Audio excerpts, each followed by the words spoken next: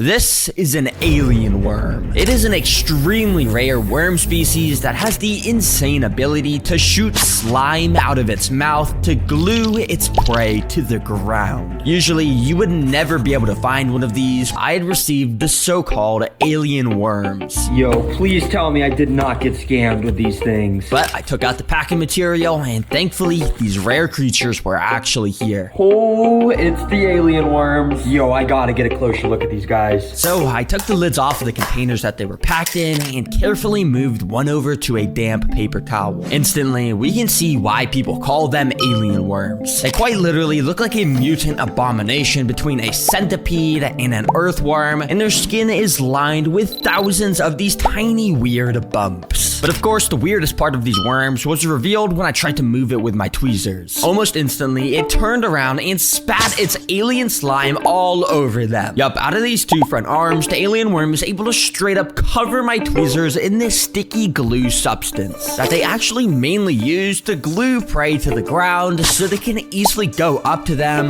to eat them whole. It's something straight out of an alien movie. And of course, I don't just have one of these worms. I have 10 of them. This is gonna be so fun. To get started, we need to recreate the alien worm's natural environment in this tank, which surprisingly is not actually some alien planet. These creatures actually live in the Central American rainforests. So I'm going to be using some spray foam to make the background of this tank first. It's been a while since I've used it, but spray foam is the ultimate cheat code for rainforest tanks. Of course, because of the amazing ability to be able to stick stuff like dirt, sticks, and tons of other natural stuff to it to make it look, natural. And once this background is looking pretty good, step 2 to making this tank is to do the floor, which is surprisingly important for alien worms to get right. But thankfully, that's not too hard to do, because basically all we got to do is just take some of these clay balls and pour it in like that. Then once that's filled up, we got to get out some window screen. If you're a terrarium expert, you'll probably know I'm making a drainage layer right now. By cutting out this window screen and putting it above the clay balls, it lets water drain down into it, but it will still let us put our dirt right on top. Now, you may have noticed that whenever I've had one of these alien worms out, they've been on a nice damp paper towel. That's because this species needs constant moisture, or else they'll simply dry out and just die. So that means for this tank, we're gonna wanna add a ton of this nice purified water down into the drainage layer so it'll just stay nice and moist. But I'm not just gonna pour water in the tank, that would be boring. Here on the TerraGreen channel, I gotta make things interesting. That's why I've got a Spider-Man water shooter to add the water. Yes, sir, this thing shoots streams of water just like Spider-Man's web shooter shoots webs. And yeah, this might be kind of stupid, but it actually makes sense to do this because if you think about it, Spider-Man sticks his enemies to walls with webs, and well, the alien worms, they shoot goo onto their prey. So yeah, this definitely makes sense to do. Okay, and I think it's out of water. Okay, I'm just gonna pour the water in normally. So yeah, after adding in the water, you can see this drainage layer now had a nice healthy amount of water in it. This moisture will help keep the dirt above nice and wet. And speaking of that dirt, it's now time to add that in. Lots of people sometimes like to make their complex mixes of tons of different types of dirts and mosses, but today I'll just be using this nice old bag of jungle dirt mix. This already has a good ratio of all the different types of natural stuff that makes up the dirt in the jungle where the alien worms actually live. There we go. Look at this place. It's actually looking pretty dirty. Yeah, you see what I did there? Dirty, because there's dirt everywhere. Anyways, in my hand, I have a ton of insects. Don't ask me how I got these. But you see, I have something I want to do with these. Basically, I'm going to dig a little hole here along the side of the glass, and then I'm going to bury all of these insects right there, basically. You see, obviously the alien worms eat insects, so I thought by burying these down here, there could be the slight chance that our alien worms would pick up on the scent and dig down to find them. To be honest, I don't even know if alien worms can dig, but hey, I guess someone has to find out somehow. Anyways, this is where the build starts to get fun, because now it's time to do the decorations. Yep, the first decoration I want to make is a cave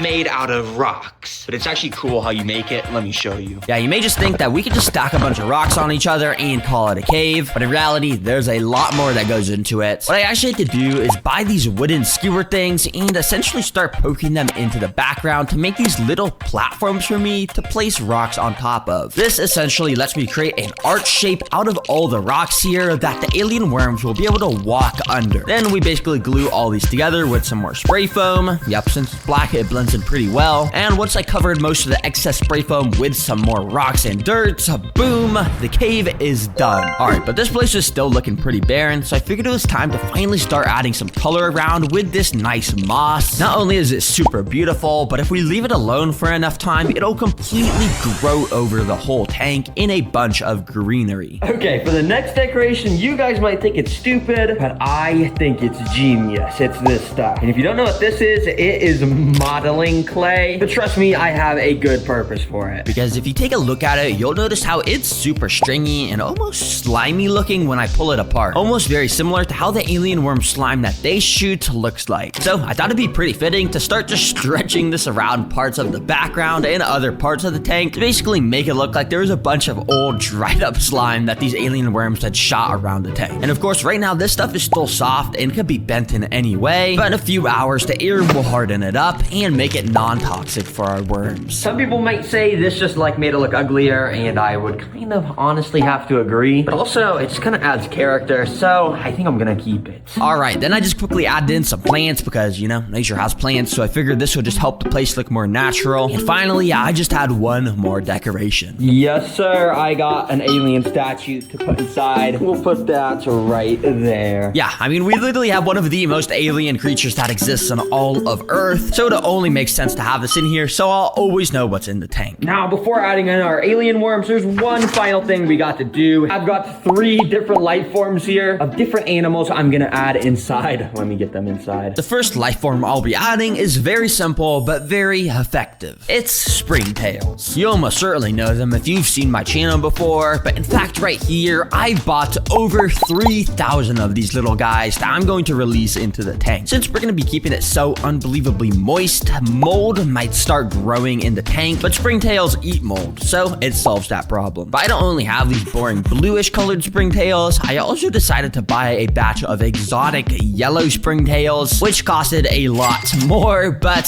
they looked a bit cooler, so it was definitely worth it in my eyes. Okay, but this next life form is going to blow your mind. Check out what is inside this box. Right in here, I've spent over $50 on a couple tiny little isopods. Isopods are a little type of bug that basically just keep your tanks clean, but I didn't buy just any regular old isopod. Say hello to the rubber ducky isopod. Yes, sir, these things cost like 100 times more than a regular one, because if you just look at the front of its body, it literally is yellow and has an orange beak just like a rubber ducky. So yeah, people thought this was cool and decided to just sell them for an absolute insane price. And honestly, I think they're worth it because they're super cute, and the fact that they keep our tank clean, I mean, that's just sick. Well, hopefully you guys enjoy your time in the tank. And hopefully the alien worms don't decide to eat you guys. That would kind of be sad. And now for our third and final life form. This one is extremely creepy because you see, recently my friend Flytrot Films uploaded a video about a weird alien mold that he discovered. In this video, he literally showed off how this mold is able to move on its own and literally eat decaying insects. And for some reason, he decided to send his alien mold to me. And hey, we're keeping alien worms, so I figured we may as well try and keep this weird alien mold stuff too, to see if it interacts with the worms in any weird way. So I went ahead and opened the package Flytrap Films had sent me, and inside I was kind of confused by what I saw. He had packed a dish full of these tiny pieces of paper with little yellow specks on them. Now, I'm pretty sure these yellow specks are the slime molds. And because they grow at a rapid pace, it shouldn't be very long until ours come alive. So I'm pretty sure to make this alien mold come alive, we literally just plop the specks of it on this little dish, just like that, and then we put this oat right on the other side, so they'll have something to eat.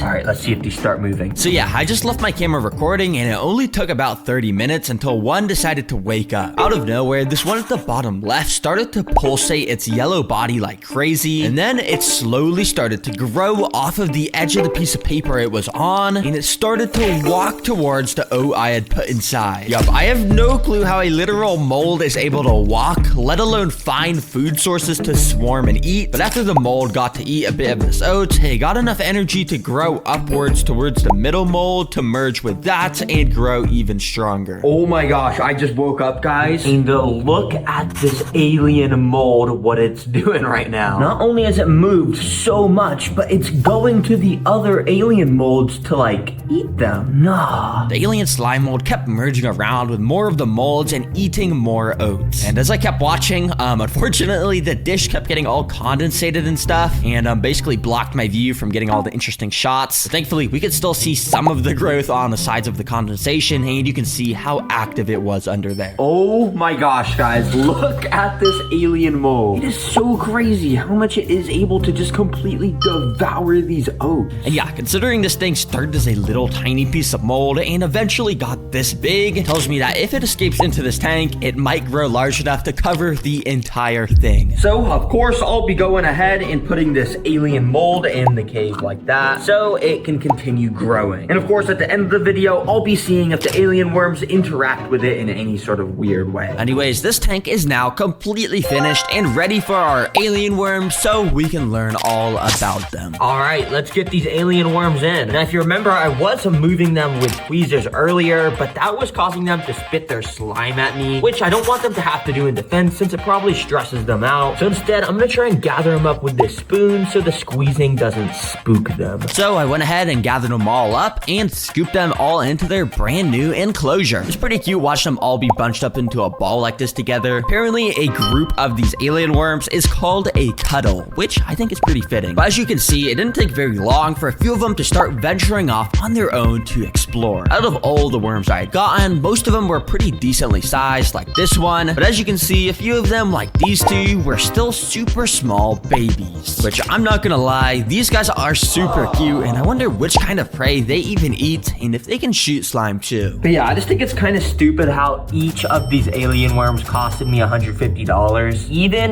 the babies, even though they're so much smaller. But yeah, that's just how rare alien worms are. Please subscribe. It was very expensive. Anyways, now let's let these creatures hunt 3 different types of food so we can finally study how they use their insane slime to attack prey. Sorry, crickets, yeah, you guys are probably about to have a bad time. So I once again found a decently sized alien worm and put the cricket right up to him. Now at first the worm just didn't really care and was letting the cricket walk all over him, but eventually I placed the cricket directly on the head of the alien worm, and that's when it finally started to show some interest. It all of a sudden raised its slime shooters up and shot a stream of slime onto the cricket, of course trying to stick it to the ground so it wouldn't be able to escape. Now crickets can be extremely fast and agile, so this glue is extremely necessary here so the worm can essentially strap it to the floor. And we can see it work perfectly because when the cricket tried to start moving, well, it was completely stuck here, and the alien worm started to advance its creepy alien mouth up to the prey and started to consume it. Well, that was until like 2 minutes later when it decided it was bored and ran off into the moss, leaving the cricket stuck behind. Yo, did the alien worm really just leave the cricket? Wait, nah, he came back. Bro, I thought he left. Wait, bro, I gotta get my camera back out. I didn't realize he was gonna come back. Yeah, apparently the alien worm wasn't done eating, so it came back so it could fill up a bit more. Anyway, since these things apparently love eating crickets, I decided to go around and feed the rest of the alien worms with their own crickets. And yeah, once again, you can just see how they shoot out their alien goo and just absolutely devour the prey from head to toe, sucking all the juices out. Well, these things are a lot bigger and juicier. They will certainly eat this.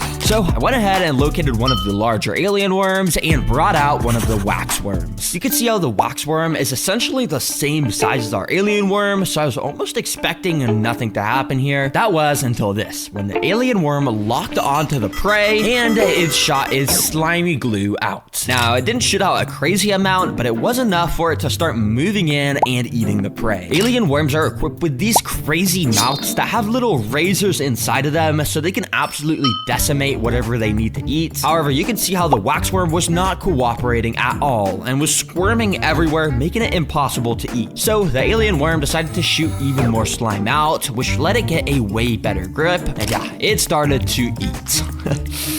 Dang, that is cool. I swear, this worm is literally a straight up assassin. How is it taking down a worm that's basically the same size of its body? It's sort of brutal to watch, but it's also insanely interesting because there would be times like this when this yellow liquid would just start to leak out of the wax worm, which the alien worm would just instantly slurp up. You'd probably like to see why I like to call these things alien worms with how weird they are. Yo, let's go. It was actually sick to watch these guys get eaten. But of course, while I'm thinking the bigger alien worms certainly aren't gonna go for them, we'll see what the baby alien worms do since they're so much smaller. So I immediately drop one of the flightless fruit flies right next to one of the smaller baby alien worms. And initially it seemed like the worm was maybe sort of interested in the fly, but it wasn't attacking it or anything. But that was until this. Did you see that? Let's rewind that and play that back in slow-mo, because if you look very closely, the worm actually locked onto the fly and shot its alien slime out. Yep, this string of white stuff is the slime that had actually managed to land on the fly. But yeah, because it's a baby, it barely shot any slime at all. But even though the slime had completely immobilized the fly, making it not be able to escape, for some reason our alien worm did not go up to it at all to eat it. And for the next few hours, each time I tried to get one of these baby alien worms to eat a fly, it straight up just didn't. Okay, bro, I feel like if they were starving, they would eat these flies. But since these things are literally just so small, I feel like it's not even worth their effort to try and eat them. Oh, guys, we cannot forget about the alien mold that I put in the cave. Check out how much it has grown. It's like taking up the whole dish. But of course, I wanted to see if the alien worms would interact with this thing in any weird way, so I went ahead and brought some of them over. Now, of course, don't worry, despite this stuff being literally mold, it's not dangerous in any way to anything that's alive. And apparently our alien worms knew that, because this one decided it just wanted to start walking all along the side of this alien mold stuff. Okay, bro, even though this alien mold is completely harmless, I just feel kind of weird about letting this guy crawl on this, but I mean, I guess it's fine. Dang, I wonder what it feels like to walk on that stuff. It's gotta feel weird. But yeah, nothing monumental happened. It was just kind of cool to see the alien worms be sort of interested in this mold. How much weight can a spider web actually hold? Obviously, they hold flies, but what about a pen? A water bottle? A dumbbell? Well, I went out and bought the spider that makes the strongest webs in the world to be able to go and test it. And without wasting any time, I let the spider loose into this massive enclosure with tons of anchor points all over the wall to ensure an enormous web could be built in here. You see, these are called golden silk orb weavers, and their silk is so strong that it's said that the military literally studied it to learn how to make bulletproof vests. Yeah, these guys are the real deal. So while we wait for this massive web to be constructed, I also want to test questions like what is the coolest spider species, can spiders walk on water, and tons of other fun spider questions. I went and put that spider inside of this massive enclosure, and for me that was about a week ago, and since putting the spider inside of here, all he's pretty much done is spun some web at the back left corner and the back right corner, and yeah, he hasn't made a massive web in the middle. You see, spiders that make massive webs like this can take weeks in captivity to feel comfortable enough to do it, just because the environment is totally different from the wild. Now, I usually would just keep waiting to be able to find some spider webs in the wild myself. And guys, I brought the backpack so we can test a bunch of items in the spider webs to see what is the heaviest item they can hold. Now, after I found this first pretty tiny spider web, I got out the backpack to take out the lightest item to test the weight of crickets, which obviously you can see this web is able to hold just fine. Webs like this are literally designed to be able to hold insects. You see, even just this is impressive, because if these spiders were scaled up to how big humans were, it'd basically be the equivalent to a human being able to make a web that could hold 125 pounds, based on some complex math, which I'm not going to go into. All right, but we knew that was going to be able to hold a cricket. Our next item we got to test though is a $20 bell, which actually weighs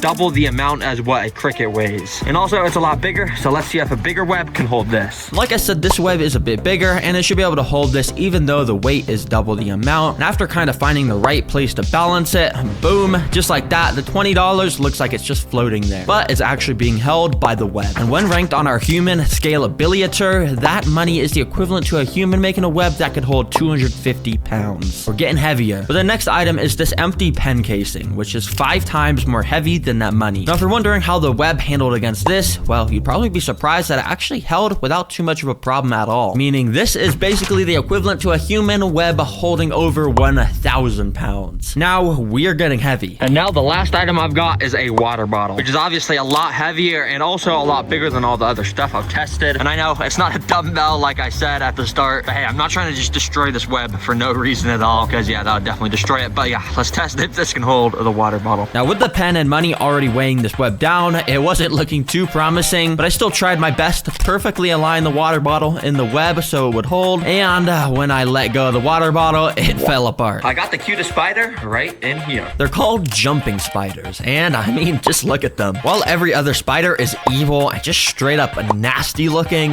these guys are super fluffy, and they got all these little cute eyes, arms, and everything about them is just lovely. Oh my gosh, they're so cute. In fact, these spiders are so cute, they literally made an entire animated show about them called Lucas the Spider. And dang, this is pretty entertaining, but also it's not very accurate, because if this is real, the spider would definitely be eating the fly. Because even though these guys are so cute, they're called jumping spiders because of their insane ability to jump towards prey and eat them whole. Yeah, they probably aren't so cute to the prey. So you already know, I got a little home built for this guy. I went and put him inside, and I got out a cricket to feed him. Yeah, but this cricket is pretty big for the jumping spider, so if it's able to eat this thing, that'll just show how insane they are despite being super duper cute. Now what I did was immediately showed the jumping spider the cricket to let him know it was feeding time. And while I was showing it to him, you could see he was actually being pretty nice and wasn't just straight up attacking it, actually was kind of backing off. So I decided to let the cricket loose, and a little later I noticed the cricket was standing literally right next to the spider. And yeah, the jumping spider just wasn't eating it for some reason. Dang, maybe that little animation I was watching was accurate, and maybe jumping spiders are actually very friendly. Or maybe mine was just not hungry right now.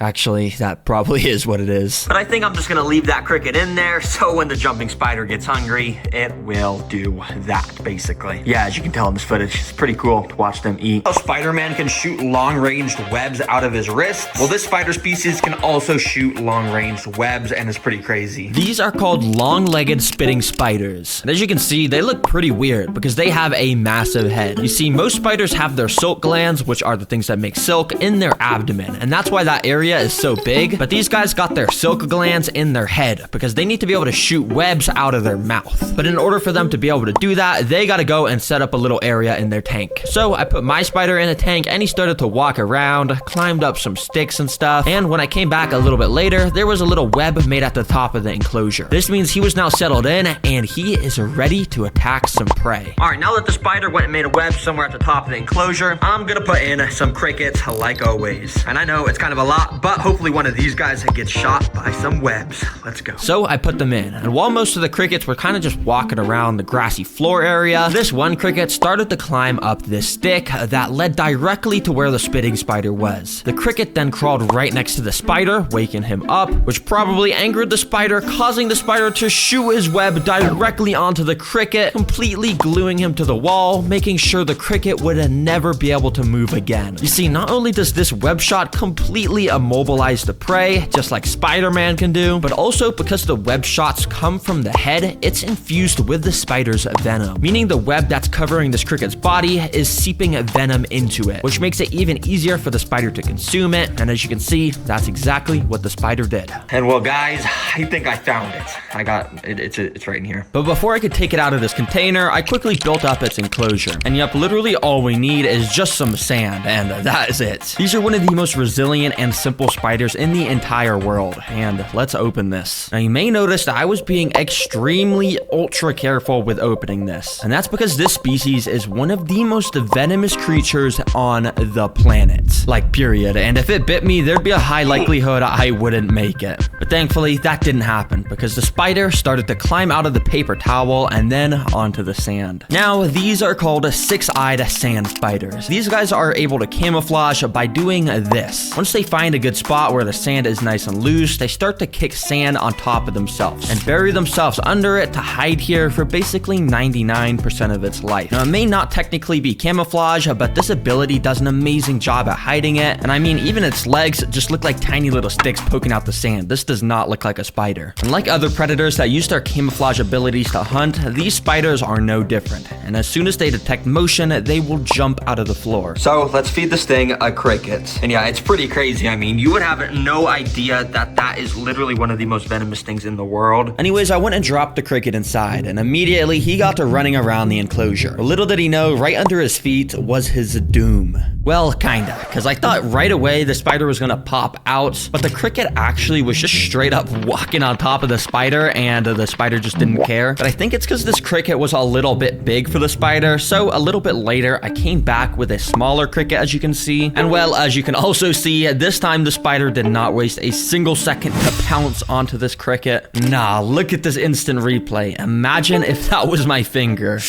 And, well, I guess this spider is gonna enjoy his very tasty meal now. Nice. All right. Yeah, you might be thinking, heck no, TerraGreen, are you stupid? If a spider walked on water, it would just fall in and drown. But I think I actually found a spider species that actually can walk on water. And I've heard that they can also do tons of other crazy stuff. So I built it up the perfect environment with both a water and a land area to get this experiment started. Now, I very carefully let the spider loose because obviously, as you can tell, it's extremely large and creepy. I'm still kind of scared of spiders.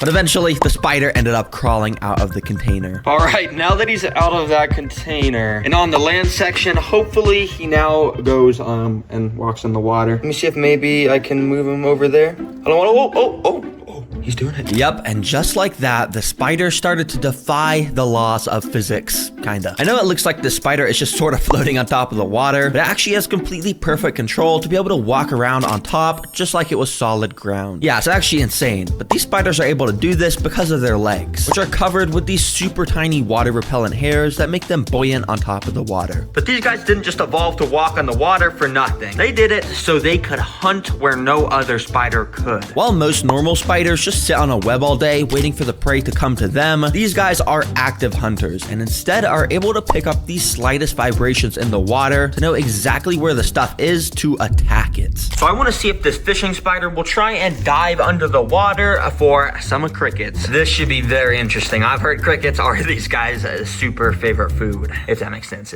Yeah, they really like them though. Yeah, now I was gonna try and take my time with this, but you see I accidentally dropped the cricket in, and right away the fishing spider went insane and pounced on it without wasting a single second, and the cricket was now just straight up in the fangs of this insane predator. But I didn't really get a good view of it attacking the cricket, so what I actually did was took the cricket from the spider so I could see if I could get the shot one more time. And this time the spider once again pounced onto the cricket as soon as it saw it. And obviously it's pretty creepy and you can see those legs moving. It's very scary actually. But you could see from under the water, the cricket had no chance of escape. And it was now getting eaten as the spider walked up onto the land to finish eating it there. All right. I instantly dropped it into a little enclosure I built for it. You see, they're called trapdoor spiders because they build trapdoors. Basically, over the course of a few hours, they dig out a hole in the ground. Then they coat the inside of that hole with a special kind of silk they produce that allows it to essentially turn into a functional trapdoor that they can surprise prey with. And while I wasn't able to catch mine building the trapdoor, the next morning I came back to find this area looking pretty different. And based off of this suspicious moss and silk tripwires, I'm pretty sure the spider set up his trapdoor right here. So I suspect if I put a cricket in,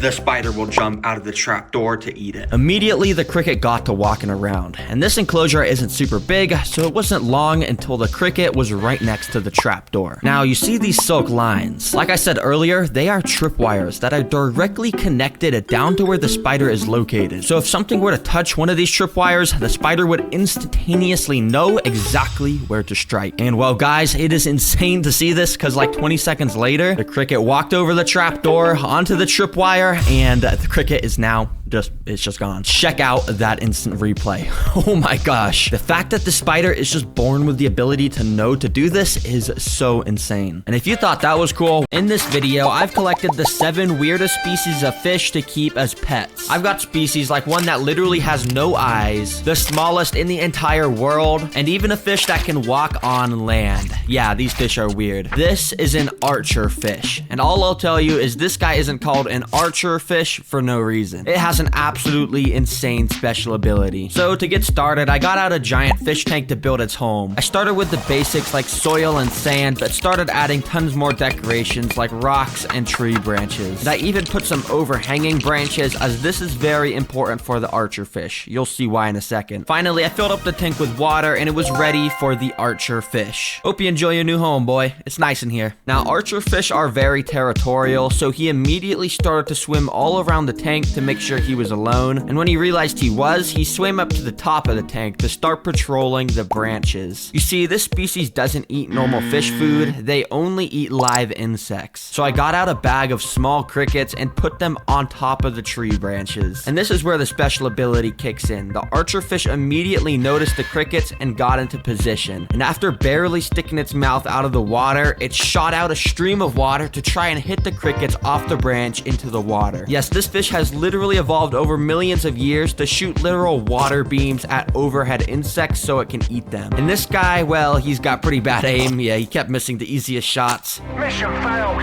We'll get 'em next time. But eventually he knocked one in the water and swam right up to it to gulp it up. And yeah, he wasn't good at that either, but he eventually got it. Oh, you got it. Dang, that was actually super cool. Yeah, I know it looks like there's nothing in here, but that's because this thing is called an Amazon leaf fish. It literally almost never moves, and in fact, the only way you can tell it's a fish is its super tiny fins and its eyes. But don't let this thing fool you. It's actually a fierce predator that will eat anything. But to show you that, we got to get its home built. For the tank, I wanted to make it look like the bottom of an Amazon rainforest river or lake or something. Now, I didn't really know how to do that, to be honest, but I just stacked up a bunch of pieces of wood so it looked like tree roots. And after filling it up with some water, you can tell it had this orange hue to it, and that's because I let the tannins from the wood soak into the water because it's super healthy for this fish. So I scooped him up into his brand new home, and immediately he went into hiding. Let's play a little game. You have 5 seconds to find the fish in the tank. Let's go. He's somewhere in here camouflaged. And did you get it? He's right here. Yeah, basically impossible to see, especially when he's in the cloudy, tannin-filled water. Anyways, one of the coolest things about this fish is how it swims. You see, while most fish swim by flapping their back fin around back and forth, this guy needs to look like a drifting dead leaf. So using the super tiny fins, it flaps those barely enough to propel his body around the water. And yeah, it blends in pretty well. Now, in the wild, these guys mostly eat live fish, but I'd feel bad feeding him a live fish, so instead, I've got another idea for some live prey to feed it. Basically, I got this little toy that apparently lets you hatch your own pet shrimp from eggs. And I'm gonna feed them to the leaf, of course. All right, everything's set up, and I think there's gonna be some stuff hatching in here in like a day or two, so I guess I'll just come back, cut to them. All right, it's been a couple days, and I don't really know if I did this right, but if you look closely in there, there is actually a bunch of those little, I don't really know what they are, but they're swimming around. Something's alive in there, so I'm sure that's a good sign. So I used a little pipette to suck them out, and as you can see, there's a pretty good amount of them inside of it. Then I just sprayed them all around the leaf fish and waited for him to ambush them, or something like that. But I'm gonna be honest, he didn't really react to them at all, and he didn't eat any of them. But of course he has to eat, so instead I got out a pack of frozen shrimp, which are a lot bigger, and surely he would eat. I dropped them in right next to him, and it didn't take long until he started to suck them up one by one. Looks like he's enjoying it. Anyways, this guy's gonna be a great pet. I've got both glass catfish and upside down catfish, which, you know, are both catfish, so they fit pretty well together. Anyways, before I show you how weird these species are, we gotta first, of course, build another tank, and this one's pretty similar to the first. Sand, rocks, wood, stuff like that, you know, and I wanted to especially make this one look like a swamp, so I even made sure the water was a little murky, and then I was done. So the first weird fish I put inside was the glass catfish, and if you're wondering why they're called glass catfish, it's because they're literally made of glass. I'm just kidding. They're actually made of fish, but they're called glass catfish because they're completely see-through, if you're wondering. If I put my finger behind the fish, you can literally see it through it. That's pretty weird, you gotta admit. Anyways, while these guys adjusted to the tank, I also added in the 2 upside-down catfish I had. Now, this will probably be a shock to some of you, but they're actually called upside-down catfish because they swim upside down a bunch. Yeah, it's pretty cool, actually. Now, the reason to why they do this is because their favorite food is algae, and when they're upside down, they get access to the parts of rocks other fish can't reach. It's actually pretty smart. Now, normally if I was upside down this long, I'd get a headache, but I guess guess they're fish, so I don't know if fish get headaches, to be honest. All right, now I could just feed these guys just, you know, normal fish pellets, but I think it'd be a lot more interesting to feed them something cool so we can see the food inside their bodies. So that's why I've got this. Apparently it's just some frozen turkey heart, Daphnia, and spirulina. Yeah, I don't know what any of that is, but it's probably gonna be cool to see inside their body. Let's drop it in. So I dropped in a few of the cubes, and immediately they started to dissolve into a bunch of tiny little food that floated around the tank. A few of the ghost catfish immediately went and picked it up off the floor and slowly started to chew it up and swallow it. But after they swallowed it, I couldn't see the food in their body anywhere, and apparently that's because their stomach is actually right here. Yeah, I don't know why they have the stomach so close to their mouth. Like, what if they sneeze too hard? The stomach might just like fall out or something. Well, now that the catfish have been fed, this is literally the fish. It is the smallest fish available to buy on the entire internet. It's called a chili rasbora, and no, this is not a baby or anything. It is literally a fully grown adult. I don't even know if it'll be able to eat those tiny little pellets since it's so small, but I guess we'll see. Anyways, for its tank, I bought something to match its size, the smallest one I could find on Amazon. Oh yes, this is super cool and super big. As you can see, it's about the size of my hand. Okay, it's not big, but for some reason it looks like a Lego block. I don't know why, and it also came with this bag of supplies like rocks and some super bad decorations. So yeah, get this trash out of here. For the build, it was pretty simple. Just some sand, rocks, and little twigs. And after filling it up with water very carefully, it was ready. All right, the little thing's ready, but I did just realize that we're actually kind of demoting him. We're giving him a smaller cage. But hey, I'm sure he won't mind. I mean, he's a small guy. Let's just scoop him up. And just be free, my friend. Welcome to your new home. Now, ignore how the water's a little cloudy in here. I can't exactly put a filter on the tank since it's way too small. But anyways, look at how much the chili rasbora is enjoying his tank. You know, swimming around and stuff. Yeah, he loves it. To feed him, I dropped in some of the pellets like I was saying earlier, and while he was swimming around looking like he wanted to eat them, he didn't actually eat any of them. And yeah, even if he did try to eat them, I don't even think they'd fit in his mouth. Like, to be honest, it's so small, I don't even know if this thing has a brain in its head. It might just be on, like, autopilot, going around in random directions 24/7. Bruh. But anyways, if you thought I was gonna keep this guy in here, you are wrong. That would actually be kind of mean, since they need a lot more room than this to swim around. So I scooped him up and actually added him in the tank with the catfish, since those aren't aggressive at all and it has the perfect conditions. And I even added in 5 more of the same chili rasbora species so they could school up and be friends with each other. Very cool. Anyways, these are eyeless cavefish, and as the name suggests, these fish quite literally have no eyes. You're probably wondering how it even eats food, swims, or does anything. I don't really know, but I guess we're gonna find out. But first, I got out the tank and started to attach rocks to the back because I want to make this fish tank look like a cave, because you know we're putting eyeless cave fish in here. We got to make it look like their natural habitat. And once all the water safe spray foam dried, I filled the bottom up with a bit of soil, sand, plants, decorations, and all that stuff. All right, so I was trying to make this look like a cave, and it's not the absolute best, but hopefully you get the vision. You know, it's a cave. Anyways, I filled it up with water and got the weird eyeless fish out. Okay, if I'm being honest, I'm kind of confused on what these guys are gonna do when I put them in here. I mean, they literally don't have eyes, so are they just gonna like swim right into a rock and get brain damage or something? I don't know. I guess we'll see though. So I released them in one by one, and as I expected, this guy straight away swam right into a rock.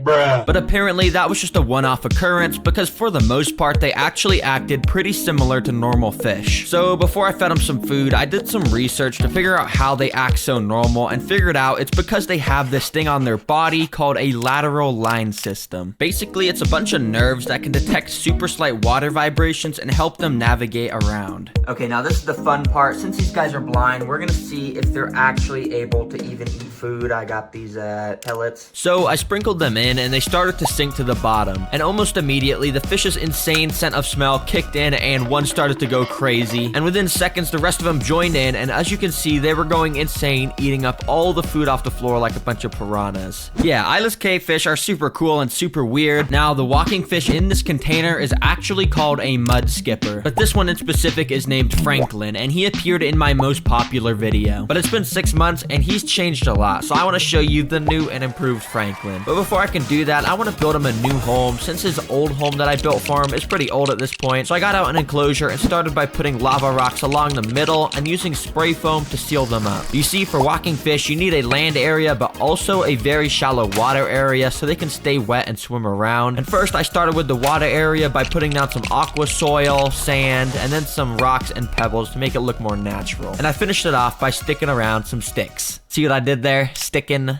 around the sticks? Yeah. Anyways, for the land area, I used some coconut fiber for the base and covered it in a different type of dirt, which will have a more mud-like consistency once water is added. I finished it by putting some sticks around and a little bit of moss. Simple, but good. The final step was to add in water to the right side and then also a bunch of water to the dirt to make it muddy. All right, you can see after we added the water, this basically turned into like mud, which is perfect for the mud skipper, of course. But the problem with this is it's super moist and mold can actually grow here super easily. So to fix that, I've got this pack of springtails, which are basically they're little bugs and they eat mold and stop mold from growing. So yeah, I'm just gonna put them in there like that. Nice. Just like that, the enclosure was finished and ready for Franklin to be added. Welcome to your new home, buddy. Oh my gosh, he's so cute. Now, if you didn't see the previous video about the walking fish, basically, they can swim around like a normal fish as expected, but in reality, they actually spend most of their time out of the water. And as you can see here, he is an absolute expert at that. As long as their skin is wet, they can breathe just fine outside the water, just like a frog or something. Now, if you guys saw the last video about the walking fish, Franklin is actually deathly as scared of crickets, but it's been about 6 months since then, and well, I got some good news, guys. He kind of likes to eat crickets now, and I'm about to show you exactly what it's like. It's actually pretty cool to watch. So I dropped some inside, and they immediately started to walk along the bank of the water area. Not a great idea, considering Franklin was watching their every move. But even after some of the crickets got extremely close to Franklin, he well, he kind of just ignored them. He wasn't scared of them or anything, but he just wasn't eating them. So the crickets got off lucky today, because I guess Franklin just wasn't hungry. So if you want to know what it looks like when he eats crickets, just imagine a cricket and then imagine Franklin eating it. Yeah, basically that's it. But anyways, Franklin is easily the coolest weird fish in this video because fish, I mean, they're not supposed to be able to walk on land. This is 1,000 mosquito eggs, and in just a couple days, they're going to hatch into 1,000 actual flying mosquitoes that I'm going to be doing the most interesting experiments with, like feeding them a pool of blood. Anyways, right now, the mosquito eggs we have are dormant, but all they need to hatch is a bit of water. The second a dry mosquito egg touches water, the embryos inside absorb it and basically come to life. And literally within only a few minutes of adding in the water, check out this area right here. A tiny little white speck started to poke out from the top of this single egg. Everyone, this is a mosquito larva, also known as a wiggler. And yeah, you can probably tell why they're called wigglers based on how much they wiggle. But over the next few days, this will eat food and literally evolve into a fully grown mosquito. It will actually be one of the craziest things you'll ever see. Oh, but yeah, I almost forgot. We don't just have one, we have 1,000 mosquitoes that we're gonna be raising.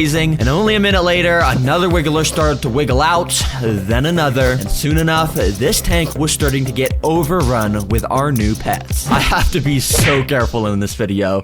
Adult flying mosquitoes are insanely attracted to light. I mean, they'll just swarm light at night. But I was wondering if that instinct starts when they are babies. Well, to figure it out, I turned off all the lights in my garage and watched what they did. Pretty quickly, the larvae actually started to rise to the surface way more. If you remember, most of the larvae were spending most of their time together, sort of near the bottom of the tanks when the lights were on. But yeah, with the lights off, they all like to be on the surface, apparently. Okay, that's pretty interesting. But now what I want to do is take this super bright studio light and position it pointing right at the side of the enclosure. So that way we can turn it on. Oh. There we go. And we can see what they do. Yeah, let's see. And literally the second after turning on this light, like magic, the larvae started to migrate away from it. And they all started to gather up on the right side as far away from the light as possible. Wait, so these guys are moving away from the light. Huh, that's interesting. The fully grown mosquitoes, they'll completely swarm light. But when they're larvae, they will completely avoid it. So to confirm my theory, I turned off this light and moved it over to the right side. And immediately the larvae did did exactly what I thought they would, and they went back to the left side. Since I could kind of control where they were, I thought it'd be funny to kind of just swap the lights on and off on each side and, you know, make them do some exercise. Listen, okay, I gotta train some strong, capable mosquitoes for when I put them up against a pile of blood. It's gonna be so interesting. Dang, that is actually so cool to watch how they do that. And apparently they do this because they don't want to get eaten by fish, of course. And if they're in the darkness, then it's obviously harder for the fishes to see them. But actually, very interestingly, while I was doing that last test, if I go and stir the floor around like that and zoom in, you can see there's tons of what almost looks like just dead mosquito larvae that is just drifting around in the water. Now, I got worried for a second. I thought something was going around killing all the mosquitoes. But don't worry, I actually figured out that these are not dead mosquito larvae. You see, what these are actually the old skin of our current larvae. You see, these guys apparently shed off their old skin 4 times before becoming a flying mosquito. Basically, just like how other animals will molt their skin off when it's time to grow bigger. So of course, not super special, but for when the larvae are this small, it works perfectly to crush up into tiny little pieces. And immediately after dropping in some of this crushed food, it sank down to the bottom for the larvae to start eating. Since the larvae were just born about an hour ago, they're still so unbelievably small that it's just so hard to see, but you can kind of make out the shape of its mouth if you look very closely right here. It's insane how there's a brain and actual life in something this tiny. Anyways, you can see they tried to eat most of this food, but it's still a bit big. So once it dissolves into the water, it'll become even easier for these guys to eat it. But things get fun quickly because these wigglers are more than double in size every 24 hours. So I have a feeling if we come back tomorrow, these guys are going to be a lot bigger. Good morning, TerraGreeners. I just woke up. The mosquitoes are probably bigger now. I haven't really checked though. Let me look. Wait, I haven't even zoomed in yet. And wait, you can literally see. Oh my gosh. Yeah, if you can't tell by this footage, the larvae are so much bigger now. And when I turned on my camera to record them in detail, I was amazed by how much they grew literally overnight. The day before, this was the most zoomed in footage I could get of these guys. But now, the larvae almost filled up the entire frame, and look at how much more detailed they are. This black bulb at the bottom is their heads, and they're so big already, we can make out their mouth a lot easier, and we can even see their tiny little eyes. These guys are so cool because you can literally see how their mouth works as a little boat motor essentially, and they can just use it to slowly drift among the water surface. Sometimes they'll even curl up and start sucking up microscopic food particles from the surface. Okay, what I'm gonna do is go and move my lights back to the, the back of the enclosure, and basically that's gonna cause all the larvae to go and swim to the front. And then I can just leave my camera running for like 24 hours, and surely I could capture at least one of these guys molting to get that shot for you guys. And so yeah, I recorded this for like 2 hours, and after thoroughly reviewing all of the footage, none of the larvae actually shed their skin, unfortunately. But obviously, I was not gonna give up. So I spent hours actively recording with my camera, watching every single larvae at the water surface. Apparently, they only molt out their skin when they're hanging upside down from the top, and after about 2 hours, I found this larva. You can tell he was about to molt by the fact that he was hanging upside down for a pretty long time without moving, and every now and then, he would try and twitch to squeeze out of his old skin. If you look very closely right here, you can see his old skin starting to slide up and off, and this white part right here is his new skin underneath. But after watching this guy for like another hour, all of a sudden he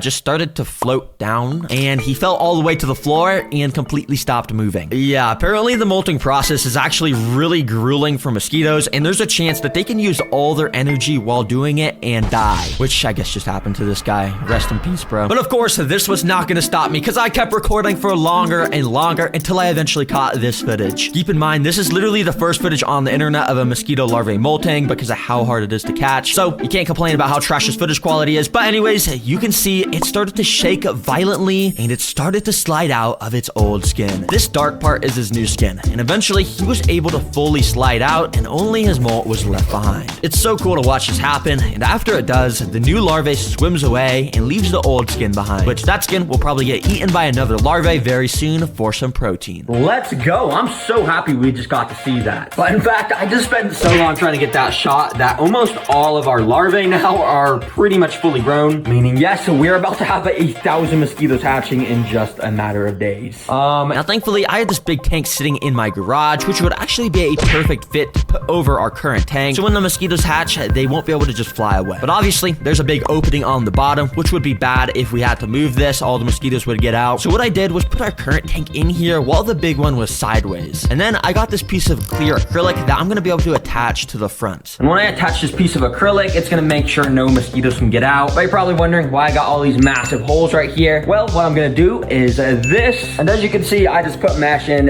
each of the corners so, you know, air can get in. But I left this hole open in the middle so I can put a little door here so we'll be able to put stuff in, but mosquitoes won't be able to get out. It's pretty simple to make though, because all we gotta do is attach this little sleeve contraption I made and put a clamp on the end. Basically how it works is if you want to put your arm inside, you go ahead and take off the safety clamp like that. And basically what you do is while you're holding it still, you gotta carefully stretch your arm inside, and then boom, when it's around your arm, it's very airtight and you can go ahead and put your arm inside. And you see I have access to here and the mosquitoes won't be able to get out, and it's very easy to go and take my arm out, keep it shut, and then I can go and put the clamp back on. And after I had my dad silicone the acrylic on, boom, this containment system is done. But guys, there's actually something I didn't tell you about these mosquitoes. In their life cycles, there's a whole nother stage of life before becoming mosquitoes that lasts about a day. And when I came back the next day to my tank, I noticed they were already entering it. Oh my gosh, guys, look at what I just saw. Take a look at the larvae in here. You see these little circular things swimming around next to the actual larvae? Those are the pupae, and that means they're about to hatch. You see, these pupae are also called tumblers because, well, they tumble down when they sense potential danger nearby. But the coolest thing is how these guys look. They got these weird, scary looking eyes. They got little horns that act as snorkels for oxygen. And of course, they look way different from a larva with that cool shrimp-shaped body. And if you're wondering how it looks when a larva turns into a pupae, well, this awesome footage from Backyard Bugs shows it. Basically, the skin splits at the thorax area, and very similarly to how the larvae molt, the new pupae will slide out, and yeah, it's pretty amazing. Yes, sir, these guys are so cool, but we haven't even got to see the coolest part. I actually have a jar of blood from a cow. Oh my gosh. Now, in order to make this have a chance to work, I had to fill up this little container with a bunch of blood, and then I put some saran wrap on top. This way, the mosquitoes could stick their little mouthpiece through it and get filled up with blood if they're hungry. Finally, I just warmed it up in the microwave so it would recreate the temperature that mosquitoes like, and I put it inside the tank. Let's see what these mosquitoes do. Now, for the first like 20 minutes, pretty much none of the 100 mosquitoes were interested. They were kind of just hiding around and not moving much, so I kept trying tons of new stuff, like dimming the lights, because apparently mosquitoes don't like to eat under the bright light. And after trying so much stuff and recording for hours, not a singular mosquito tried to eat this blood. And this cool footage, you can see mosquitoes literally only take a couple seconds to land on an arm and get completely filled up with blood. But for some reason, they only like to drink blood from arms and not just liquid blood, apparently, like we have here. Literally all the mosquitoes had gathered up on the other side of the enclosure to avoid it. Yeah, I literally just tried to record this for 2 days. None of the mosquitoes were interested. I don't think that shot's gonna be too hard to get because we're on like day 8, and check what has just started to hatch. Yep, that is a mosquito, meaning there's like 3 mosquitoes in here right now, so it shouldn't be long till we have much more. You see, the pupae get darker and darker as they get closer to turning into a mosquito. So since this pupae is bright white, I know he won't be hatching anytime soon, but these pupae here are extremely dark, meaning the mosquito is right under that skin, ready to crawl out. So to make the shot even easier to get, I'm gonna suck all the darkest pupae up into this little pipette and put them in this container to make it easier to record. Now, since the mosquitoes have already started to hatch, I actually had to use the door I made to get my hand inside so they wouldn't escape, and I used my little pipette to start sucking up as many of the dark pupae as I could. Then I put them into a temporary container and I started to film. Thankfully, the pupae hatched within only a few hours of turning black, so it was literally only about an hour of recording till I caught this on camera. Out of nowhere, this pupa here started to straighten out its tail. This makes a little tunnel here for the head of the mosquito to start squeezing out. It's so nasty, but you can see how this area here just keeps inflating. The mosquito is literally being born in front of our eyes, and you can see how it's leaving the clear pupa skin behind. All of a sudden, his little mouth pops out here that they use to suck blood, and soon after, you can see his wings popped out as well. Oh my gosh, guys, this is insane. Wait, this is happening right now. Oh. Finally, the legs stop sticking to the body, and bada bing, bada boom, that's how a mosquito is born. They'll basically stand here for like half an hour while they wait for their body and wings to harden up. Unfortunately, I am not allowed to just let this guy fly out. Yeah, when you hatch mosquitoes in your house, it is just illegal to let them escape. So I'm gonna try and move them into this tank, but if I can't do it, I do have this here. But thankfully, I didn't have to use that since it was super easy to just grab it with tweezers and let it loose in the containment system. W mosquitoes, bro, that was one of the coolest things I have seen. Well, guys, it's been another few days, and I'm proud to say we have 100+ mosquitoes now. I mean, we got tons just flying around. We got even more just sitting all over the glass. And that's not even to mention all the mosquitoes just hiding around. Now, I can test these guys with my last 2 mosquito experiments, starting with sticking my hand inside of the tank of mosquitoes. But in addition to my hand going in there, I've also got a couple kinds of mosquito repellent. So we can test if these things actually work. I am definitely about to get bit. So I started to apply the first mosquito repellent to my arm by spraying it. You see, mosquitoes are insanely attracted to the scent and heat of human skin, but somehow the spray stuff completely blocks all of those and messes with the mosquito senses. Theoretically, when I stick my hand in there, I shouldn't get bit. Well, I guess let's just do this. And as I stuck my hand in, I got very nervous. I hate mosquito bites. They're flying very close, but yeah, I don't think they can even sense that this is a hand right now. Yeah, I literally left my hand in there another 30 seconds and not a single mosquito even landed on it. When normally they would definitely be swarming it. Dang, this stuff works good. If you need some mosquito repellent, I recommend this brand. It's not sponsored or anything, but it's pretty good. But now the second mosquito repellent I want to test. Well, you see this app right here? This app claims to literally make a sound that will repel mosquitoes. Oh, do you hear that? It's like a high-pitched buzz. Okay, well, let's see if this works. Now I've heard these apps are myths, but as I put my hand inside, the mosquitoes weren't instantly swarming it. In fact, they were acting kind of similar to earlier when I was testing the spray stuff, even though I had thoroughly washed it all off my hand. Maybe these apps actually do work. That was until I found this when I took my hand out. Okay, for a second, I thought this app actually worked. Now, let me turn off this ear-piercing sound. But then I realized I actually got bit like right there. Yeah, I can definitely feel it. It's starting to itch and stuff. Don't use these apps, guys. I can assure you they are fake. This is a totally regular fish.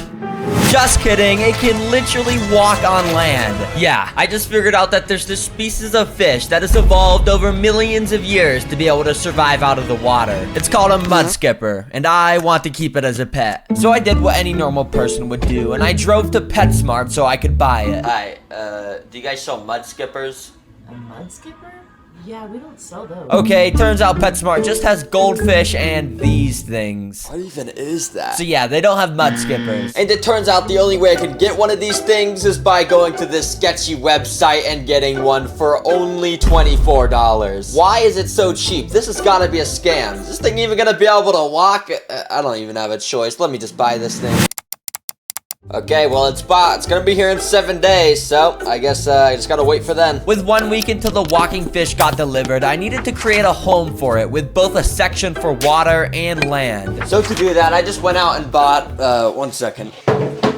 This. It's a 40-gallon terrarium, and I'm gonna fill it up with this. I'm just kidding, there's more. A lot more. So yeah, basically a lot of stuff, because I want to make this be a dream home for my mud skipper that will have tons of awesome stuff, including a literal parkour course to figure out if the $24 mud skipper will actually be able to jump out of the water. I'm gonna use these rocks to lay out the foundation of the enclosure to separate the land and water areas. So I laid some of the rocks out, but then I eventually ran into a problem. Okay, I've just run out of small rocks while building, and the only rocks I have left are way too big. So you know what time it is.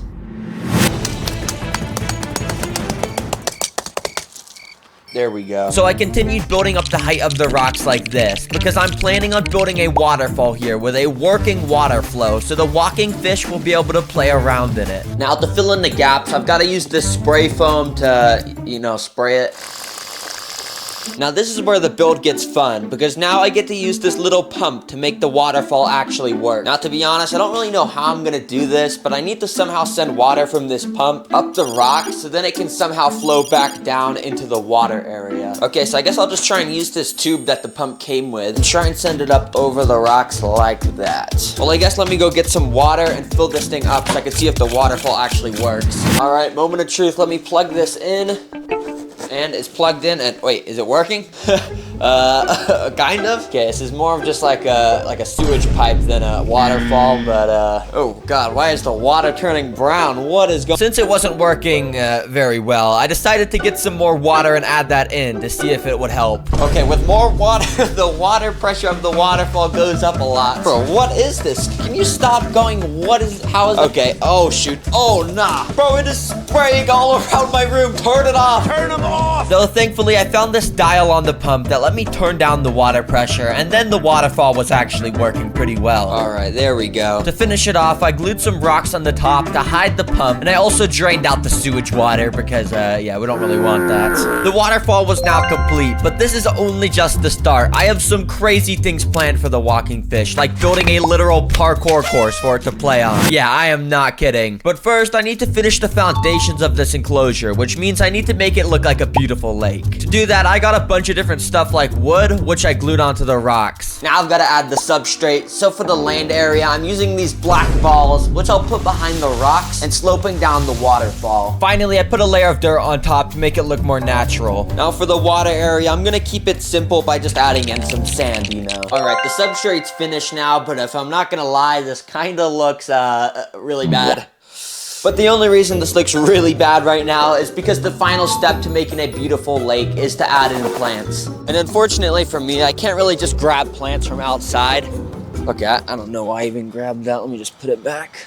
Instead, I have to drive to PetSmart again and buy the very, very overpriced aquatic plants there. Holy moly guacamole. $10.99 for this tiny leaf. Why are these so expensive? This one is literally the same size as my finger. $10.99.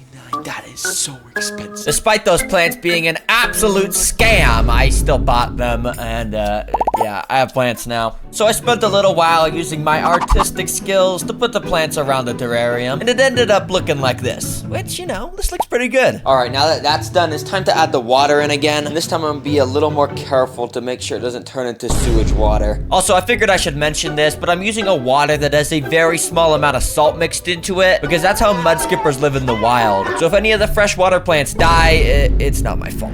Oh my god, look at this. This is literally like a paradise. There's a working waterfall, there's plants, okay, I mean, that's just normal, I guess, but, you know, it's still pretty good. And look, this is the best part. I even got a light on it that when I press this button, it will turn it to nighttime. And by nighttime, I mean it just changes the light to blue, but, I mean, you still gotta admit that's pretty cool. The base of the enclosure was now finished, but there were still 4 days until the mud skipper walking fish arrived at my door. So to make this enclosure even better before he gets here, I'm gonna add a bunch of tiny fish inside. But before adding in the fish, I quickly poured some healthy bacteria into the water in order to let it cycle and make it safe for the fish. Alright, well, it's been a couple days now. I guess let me just go get the fish. You know, I gotta go to PetSmart again. I'll be there soon. So I went and purchased the fish and got 4 of these mollies. Okay, the fish have been acclimating in the water for a little bit now. And to put them in the water, I'm gonna do a super cool transition. So basically when I clap my hands, they'll be in the water. 3, 2, 1. Boom! Look at that. That's a super clean transition. But anyways, the fish are in the, you know, the lake. So I got 4 fish, 3 different species of mollies. And, you know, they look pretty cool. We got like a zebra-looking one, some goldfish-looking ones, and then there's a black one. You know, these are pretty cool. Hey, look at this. This guy's eating the sand right now. You see that? What the heck? I didn't even know they did that. Okay, wait, I'm not even gonna lie, these are actually super cool. And to make it even more diverse, I also got some Narite snails, which will help clean algae and stuff. So yeah, that's pretty helpful. But if I'm not gonna lie, I'm kind of getting bored of just these normal fish. So you know what time it is. It is time to add in the walking fish, the reason why we're all watching this video. So, let's just get to the good part. Alright, I just got a notification on my phone. It says it's here. So you already know what time it is. It is mud skipper o'clock. Let me just get this package. Oh yeah, check it out. This is the walking fish inside of this box. So let me open this thing up. Get out of here. I'm just kidding. There's nothing actually in this box. The walking fish has actually been acclimating in the water for a while, so I can already add him into his new home. Right after adding him in, the little fish started to swim all around his new water area. He even started to play around with some of the other fish. But of course, this isn't just a normal fish, it is a walking fish.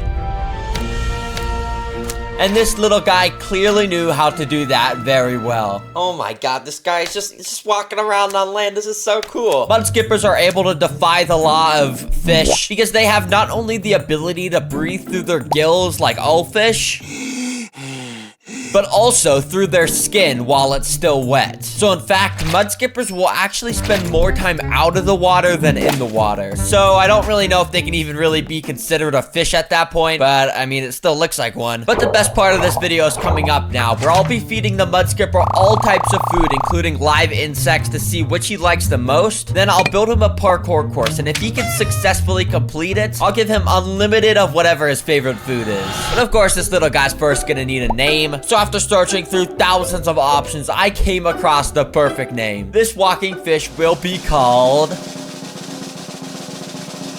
Franklin, because I just feel like he looks like a Franklin. Anyways, let's feed Franklin straight to dropping them in front of Franklin. This time he was under the water, but that didn't stop him as he tried to eat the worms right away. Although there is a reason why I said he tried to eat the worms, because he failed so many times at trying to eat it.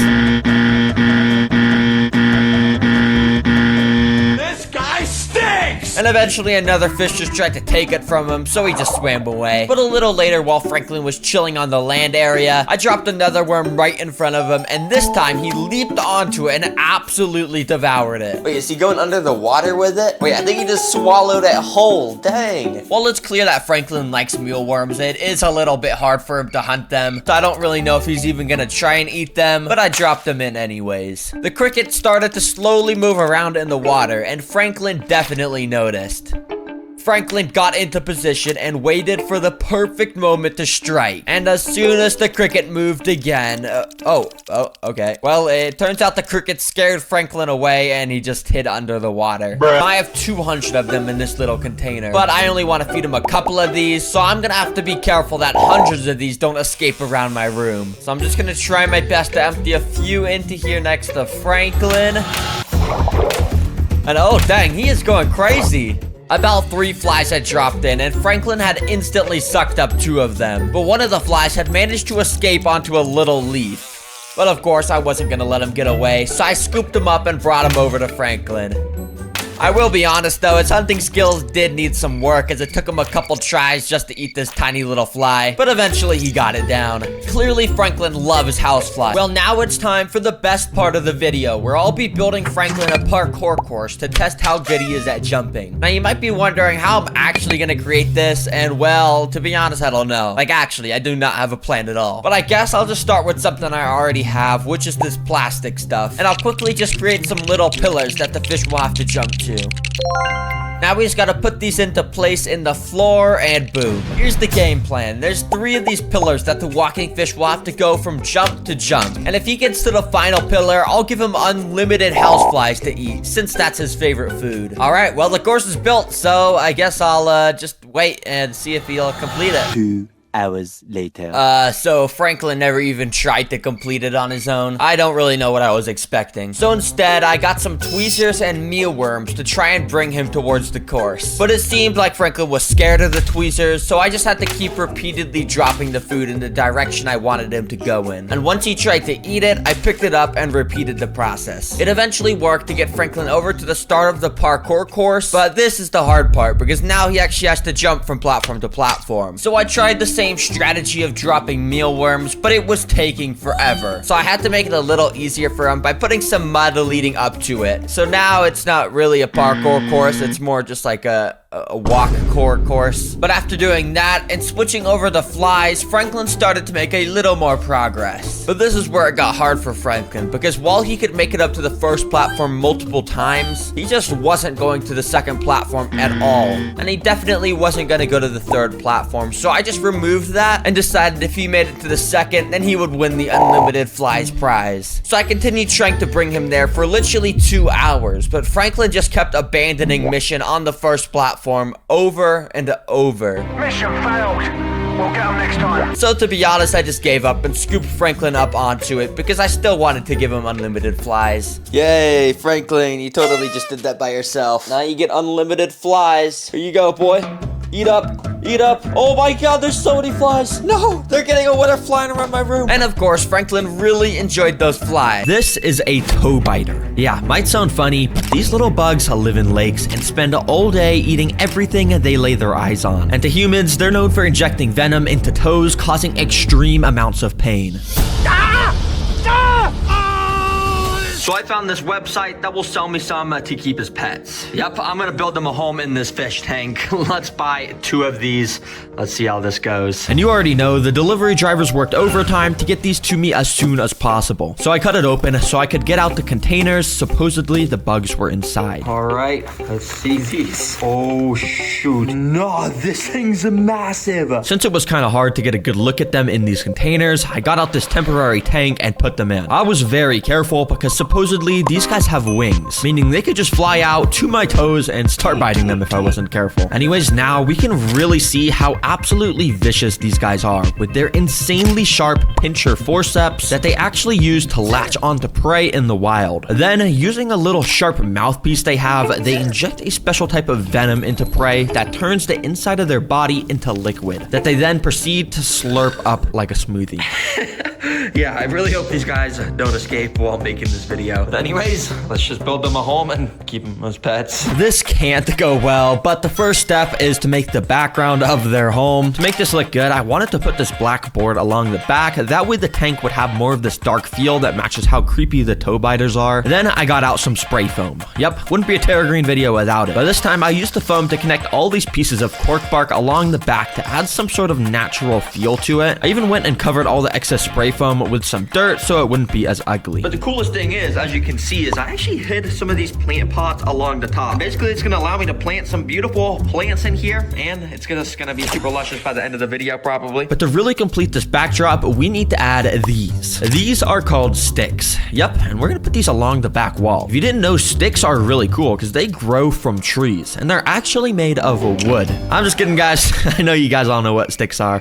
I don't know why I'm explaining this. Anyways, yeah, I put so many of these sticks along the back because I really wanted to make this place look like some underwater mangrove swamp with so many roots everywhere. I'm already loving how this is coming together, and we're not even on step 2, which is actually to make the floor and decorations. For this build, I just wanted to use this simple gravel material for the floor. But along with it, I've also got this, which I've never actually used before. It's a little underground cave that goes up against the glass. Basically, after we go and fill up the rest of this floor with gravel, you can see this cave stays as an open area that stuff can go inside. And maybe our toe biters will come and chill in here, or maybe some of the prey we add will come and hide in here. For as long as they can, of course. Now, you're probably wondering why I didn't add any of this aqua soil like I usually do. And well, that's because I'm not gonna put any sort of plants in here this time. Instead, I want it to look like some abandoned swampy area with super murky water. And we do that by putting a ton of natural materials around, like this big driftwood piece coming out the middle, and then a bunch of smaller stuff, like these dead leaves, some mini pine cones, and little sticks. But most importantly, I've got some beta miracle leaves. Oh yeah, I don't know why they're called miracle leaves, but hopefully they spread some sort of miracle around the tank.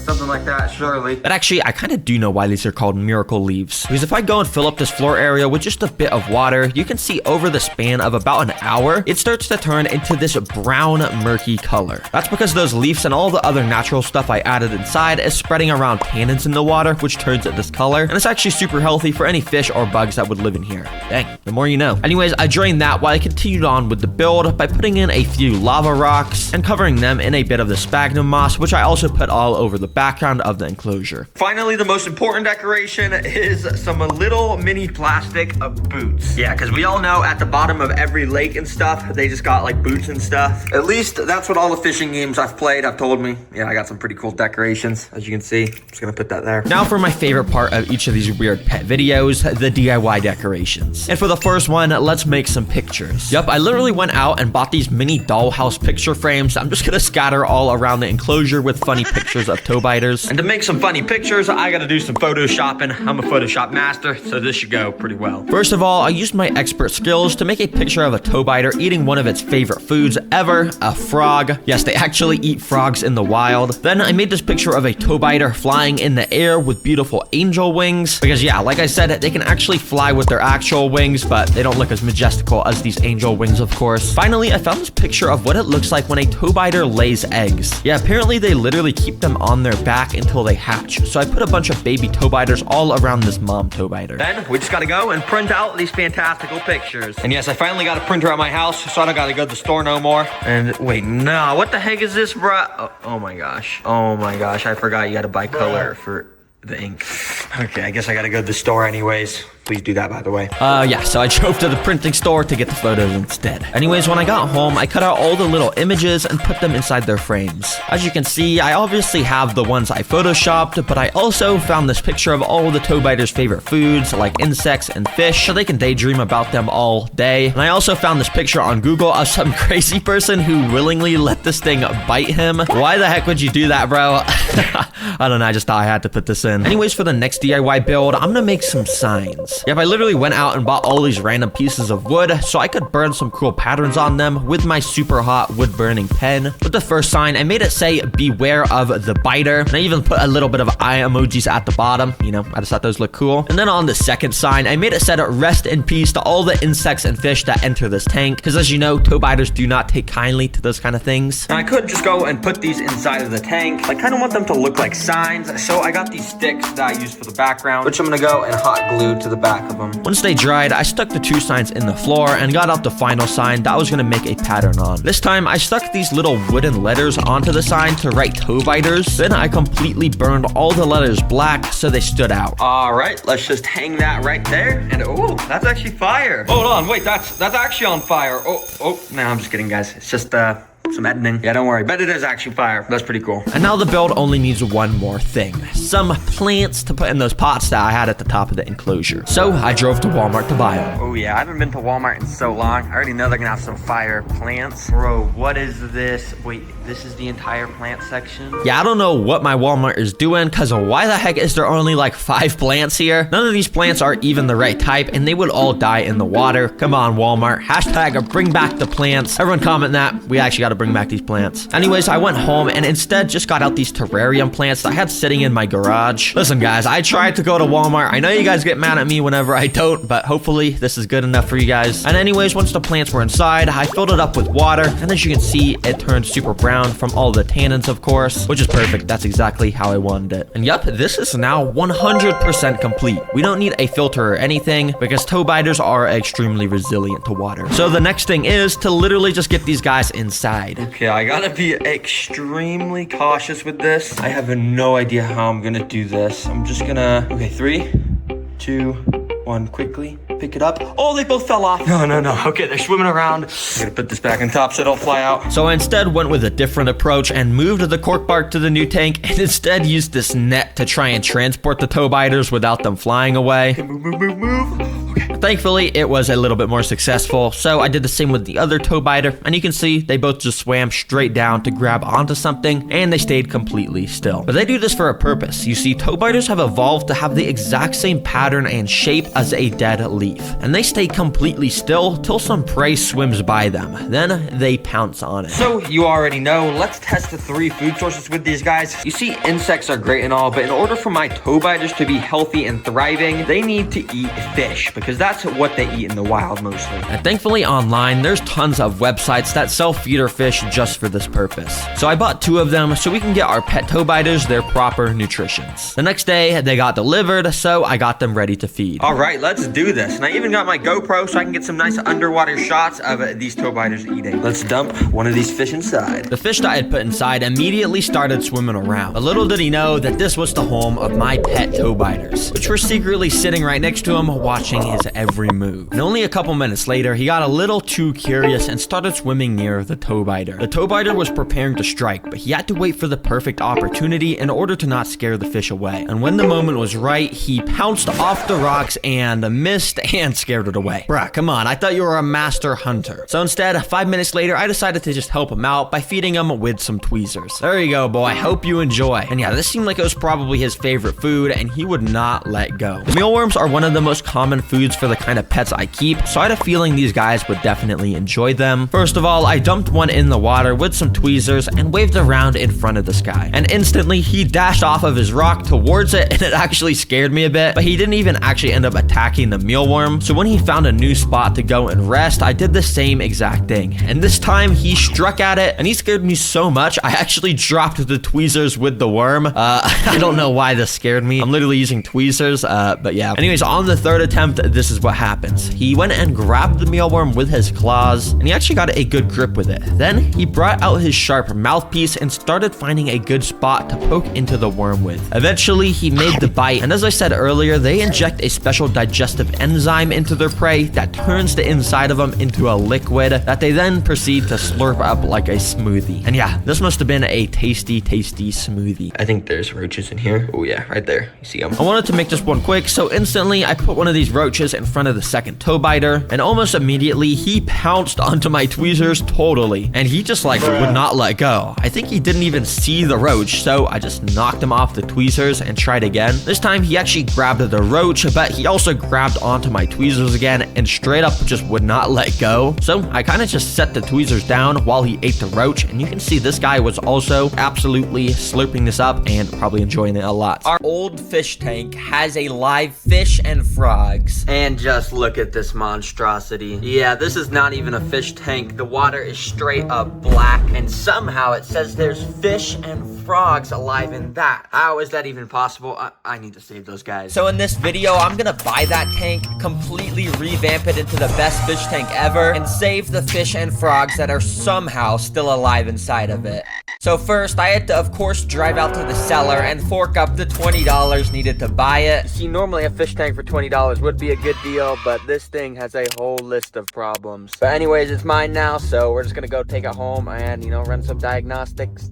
We're just gonna see if these fish are gonna be able to survive. Let's go. As soon as I got home, I got out some water testing strips. And after swishing them around, I figured out that there was a bunch of problems with the current water. I needed to get the fish and frogs out of there as soon as possible. So I quickly got a temporary tank, built it up, and added some healthy quick start bacteria to make it safe for the fish. And of course, I can't scoop the fish out of this straight up sewage water. Yeah, I can't even see through it. So I quickly set up a filter, and after a few hours, I was able to see through the water. All right, it's 100% clear now, and if there's fish in here, I'm gonna scoop it out with this net.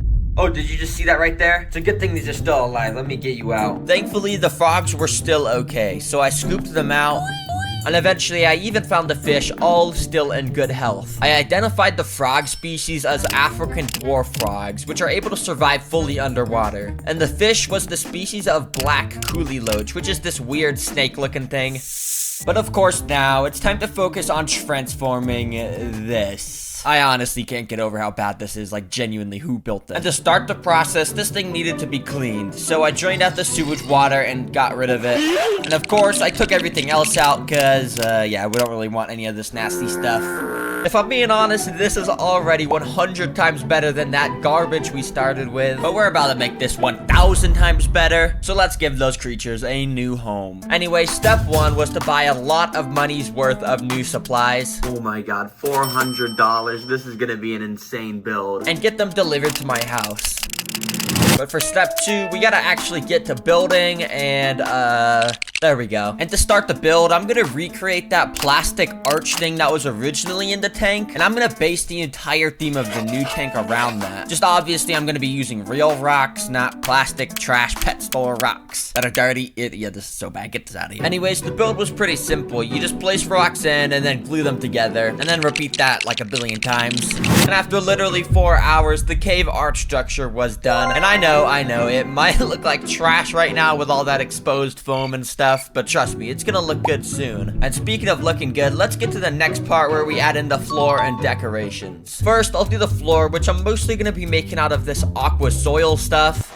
But I also kept some of the original soil from the trash tank because while it was dirty, it was actually some pretty good soil. But of course, it needed to be cleaned so I wasn't getting deadly bacteria and viruses in my new tank. So to kill all that stuff, I decided to boil it in some boiling water. Yeah. Alright, it's been boiling for a little bit and it's probably killed all the bacteria and stuff. But I was thinking this kind of looks like soup, so I'm just gonna go and see if my mom will try and drink it or something. I don't know, let's see. I made some soup. Do you want to try it? What kind of soup is it? It's dirt. No, it's mushroom. Okay.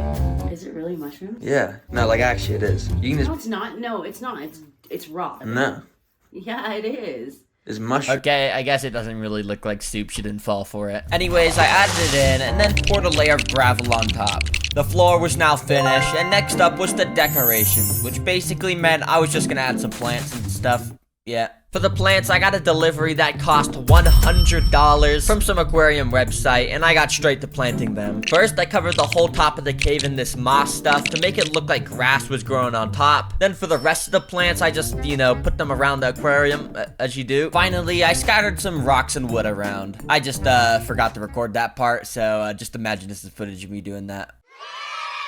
Okay, the whole base of the tank is now complete, but this is honestly kinda average. Rocks, plants, you know, every aquarium has that. And I'm transforming this into the best aquarium to give justice to the poor frogs and fish, meaning I still have a lot of work to do. Next up on the list is to add custom technology in here that'll make the tank actually cool. And the first technology I got is this little water pump. And to show you what it does, let me fill the tank up with water, plug it in, and yeah, boy, it makes bubbles. Okay, maybe it's not that cool, but it is important to have this so oxygen can spread around the tank. Nice. Anyways, this next technology is actually cool. I was just wandering around Walmart yesterday and saw this little robo fish that apparently can swim around in the water by itself. That is too cool to pass up on, so of course I bought half of their stock. And on the packaging it says it even changes colors in the water. That's sick. But I don't really know how this works, so I guess I'll just press this button and, oh, the fins are moving. Okay, let me put this in the water. Wait, bro, look at this thing. This is actually pretty cool. Wait, I gotta get these other ones in here. Let's see. Okay, all the fish are in here, and this just looks like an aquarium now. I'm not even gonna lie. Bro, the actual fish are gonna be so confused when they see these ones in here. That is gonna be so funny. Anyways, for now, I'm gonna take them out, and later I'll be adding them back in with the live fish to see how the live fish react. This is an automatic fish feeder. Basically, I just gotta set it up on the side, fill it up with all types of tasty food, and now I just press this button on the side, and it'll drop food. Yeah, that's pretty cool. Or I can set it to be automatic every 12 or 24 hours. But there's no fish in here, so let me just take this food out so it doesn't get moldy and stuff. Okay, now the final technology, and this, to be honest, isn't anything special. It's just a water filter and a water heater, which is just some basic necessities to make sure our fish and frogs are able to thrive. And speaking of those guys, it's almost time to see how they're gonna react to the new transformed tank. But before then, I'm gonna first add in some friends for them. And I've got a lot of stuff. The first species I added in was a bunch of ghost shrimp, which, you know, are shrimp. They clean up the tank and stuff.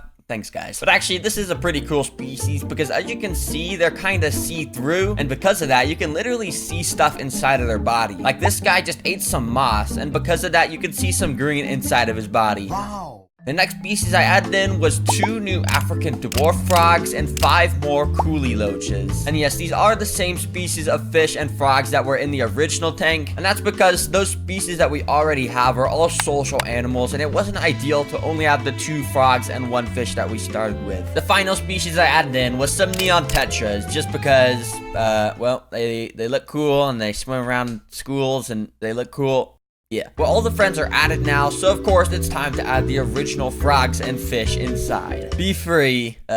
Okay, well, that's kind of anticlimactic. Well, they're in here now, and I'm pretty sure they're gonna live an amazing life, so that's good. But now that it's transformed, this is the best part of the video, where I'll be doing stuff like seeing how the fish react to the robot fish, and also I'll even be hatching live prey from eggs to feed the frogs and fish some live food. And speaking of that live prey, let's get to hatching that now, because it's gonna take a little while to get those hatched. These are brine shrimp eggs, which to start the hatching process, we're basically gonna get a pot, throw a bunch of ingredients in there like a soup, and put in a heater, a light, and a pump. And yeah, basically these shrimp are gonna hatch in about a day, probably. I don't know if I set this up right, but I guess we'll see. In the meantime, I had to, of course, test out the robot fish in the aquarium, so, be free. Right after adding them, the first fish to encounter them was the little school of neon tetras. At first, they seemed pretty chill about it, just ignoring it and going about their normal life. life. That was until one of the robot fish started to rush at them at max speed, and they all got extremely scared. One of the frogs was also chilling on top of the cave when another robot fish came swimming in towards him. Yeah, he was not gonna have any of that. But the thing is, most of the fish were inside of the cave, so I wasn't able to see their reaction. So, of course, I put all the robot fish inside of it. And, yeah, they kind of all got stuck, and I couldn't record any of the fish reactions because it was too dark. And since I couldn't even reach the robot fish to get them out, they're just gonna be a permanent addition to the cave. Nice. Anyways, I let a day pass so that I could come back to the brine shrimp eggs being hatched. And while it looked like 99% of the eggs hadn't hatched, if we zoom in a bunch on my bad quality iPhone camera, you can see thousands of little dots swimming around. Those are the brine shrimp. Listen, I didn't say they were gonna be big, okay? So I got my water sucker, sucked them up, and was ready to feed the fish. I first put a little bit of the shrimp right next to a lone neon tetra, and within seconds he started going crazy. It even attracted the attention of some of the other tetras, and soon multiple were sucking up all the tasty shrimp. Next up, I put some of the brine shrimp near a frog, and at first he seemed to not care, but then he started to, of course, devour them too. I guess these brine shrimps taste good. Dang. Finally, I put some of the brine shrimp near a coolie loach, and I was expecting this guy to start eating them too, but he kind of just, yeah, he just swam away into the darkness of a cave. Bruh. Well, even though I found this aquarium as a piece of garbage, I'm happy I was able to completely transform it and give a new home to the poor fish and frogs that were alive in it originally. This is 1,000 termites, and in this video, I'll be testing everything interesting about termites, even putting them against a mini wood house to see if they'll eat straight through it. Yeah, I got the house right here, so let me just, and boom, just like that, the house teleports inside. There's totally no editing involved in that. That was just magic. Now, I first drilled a hole into the top of this house that I'd eventually be able to record through. Then I also added a bit of dirt around and inside of the house so the termites would want to stay here. And finally, termites need constant moisture to survive. So I'm just gonna absolutely drench this house with my spray bottle. Hopefully, this will make it easier to chew through. All right, termites, I hope you're still hungry. Yeah, I guess let me just try and take this sheet of termites and just start dumping them in the house. And then there's still tons in here, so I'm just gonna go and dump them inside and kind of just all around the house. Let's get this thing absolutely destroyed. Well, hopefully. I don't actually know if they're gonna eat it, but that's the plan. Now, it's pretty cool to see the sheer amount of termites just swarming every single inch of this house. And you could even see them inside a little bit, but I couldn't see that much since it was kind of dark. So I, of course, set up the time-lapse camera and recorded for many hours. And you can see there was tons of termites that were just walking around the perimeter of the tank investigating what was going on, while others were still swarming around the dirt of the house and also climbing all up inside the hole that I drilled on the top of the roof. But there was no destruction really visible just yet. Okay, it's been about 24 hours and it almost seems like the termites are doing nothing to this house. But you see, the thing that makes termites so deadly to houses is the fact that they completely work out of sight. So let's do a little more investigating on this thing. So I pointed my super bright studio light through that hole I put in the top, and you could see the termites were in here, but yeah, it was still not super visible inside of here. So I went and pointed the camera through that hole in the roof, and I was even more amazed by the amount of termites all huddling around the wooden walls. You can even see how some of them would rapidly shake their heads. Apparently they do this to signal to the rest of the colony that danger's nearby, but yeah, you can see the walls were starting to look like they were maybe getting a little bit destroyed so far. Yo, the termites are absolutely swarming inside of there. Hold on, wait, I wonder if they're under. Oh my gosh. That's more than I was expecting. Oh my gosh, there's even more on the underside of that. Yeah, tons were gathering right here, as you can see. I wasn't really sure if these ones were actually eating the wood or if they were here for just cover. Either way, I kept recording my time-lapse camera, and well, nothing really interesting happened on the outside, as you could probably guess. When I moved the time-lapse camera inside to start to record, you could see how there was so much more action and how they were climbing all over this wall. Surely they were eating it, but if you didn't know, termites are some of the slowest eaters in the animal kingdom, and even with over 1,000, in this 10-hour time-lapse, you can't really see a whole lot of damage being made, but you can see some of these termites were making this cool little mud ball out of dirt, saliva, and wood that they spit out. They sometimes will make these little balls in their nest to keep moisture, since, as I said earlier, they need moisture to survive. Yeah, at this pace, it would take months for the termites to start making noticeable progress through the wood. Termites, I'm gonna be testing your intelligence, and if you actually make it to the end of the maze, I'll reward you with the house. To make this termite maze, I got out an empty fish tank and I started to cut these lines of plastic to make the shape of a maze. After going and gluing them down, I completely filled the floor up with another thin layer of dirt. If you remember, the termites dug through that first nest I made for them in a cool pattern, so I'm wondering if they're gonna do the same here, and if they're gonna take any wrong turns that lead them to a dead end. Alright, then let me go and just put this perfectly sized piece of glass here, and then let me put a piece of bark and cardboard at the end so they'll actually have a goal to get to. Well, let me gather up these termites and I'll move them in here. And yeah, it was actually quite a bit harder than I thought to move these termites out because how incredibly small they are. So I sort of just resorted to digging up all the dirt I could that the termites were hiding under. I even found that worm that I had placed in earlier, which is still just living peacefully inside. But yeah, eventually I got all the termites into this little container with dirt. Alright, now I just gotta dump these in here so they can start the maze. Also, what's kind of cool is if you look at the underside of this, all the termites have just started to gather there. So yeah, it's pretty cool. Yeah, anyways, I went and started to scoop the dirt into the maze enclosure pretty carefully in order to not hurt the termites. You can see this whole pile of dirt was just absolutely overflowing with tons of termites. But basically, you remember how the termites were just gathering on the bottom of the little container they were just in? The plan here is they're gonna do the same thing and they'll slowly make their way into the maze. Hopefully. Yeah, I don't actually know if this is gonna work. But I set up my time-lapse camera and waited to see what would happen. After not too long, this termite was the first to enter the maze, but somehow he decided to crawl into the walls of the maze, and he sort of started to break through to the other side of the wall. Now, thankfully, this was a dead end, so when the rest of the colony decided to follow this cheating termite, they didn't finish too easily. Over the next few hours, you can really see how the termites learned to follow each other because so many of them ended up at this little tunnel at the top left area, but it was only a matter of time until more of the colony started to go down into the maze, and over the next day, they started to travel closer and closer to the wood end goal. I mean, they still kind of were cheating, but eventually one termite did actually make it to the wood. And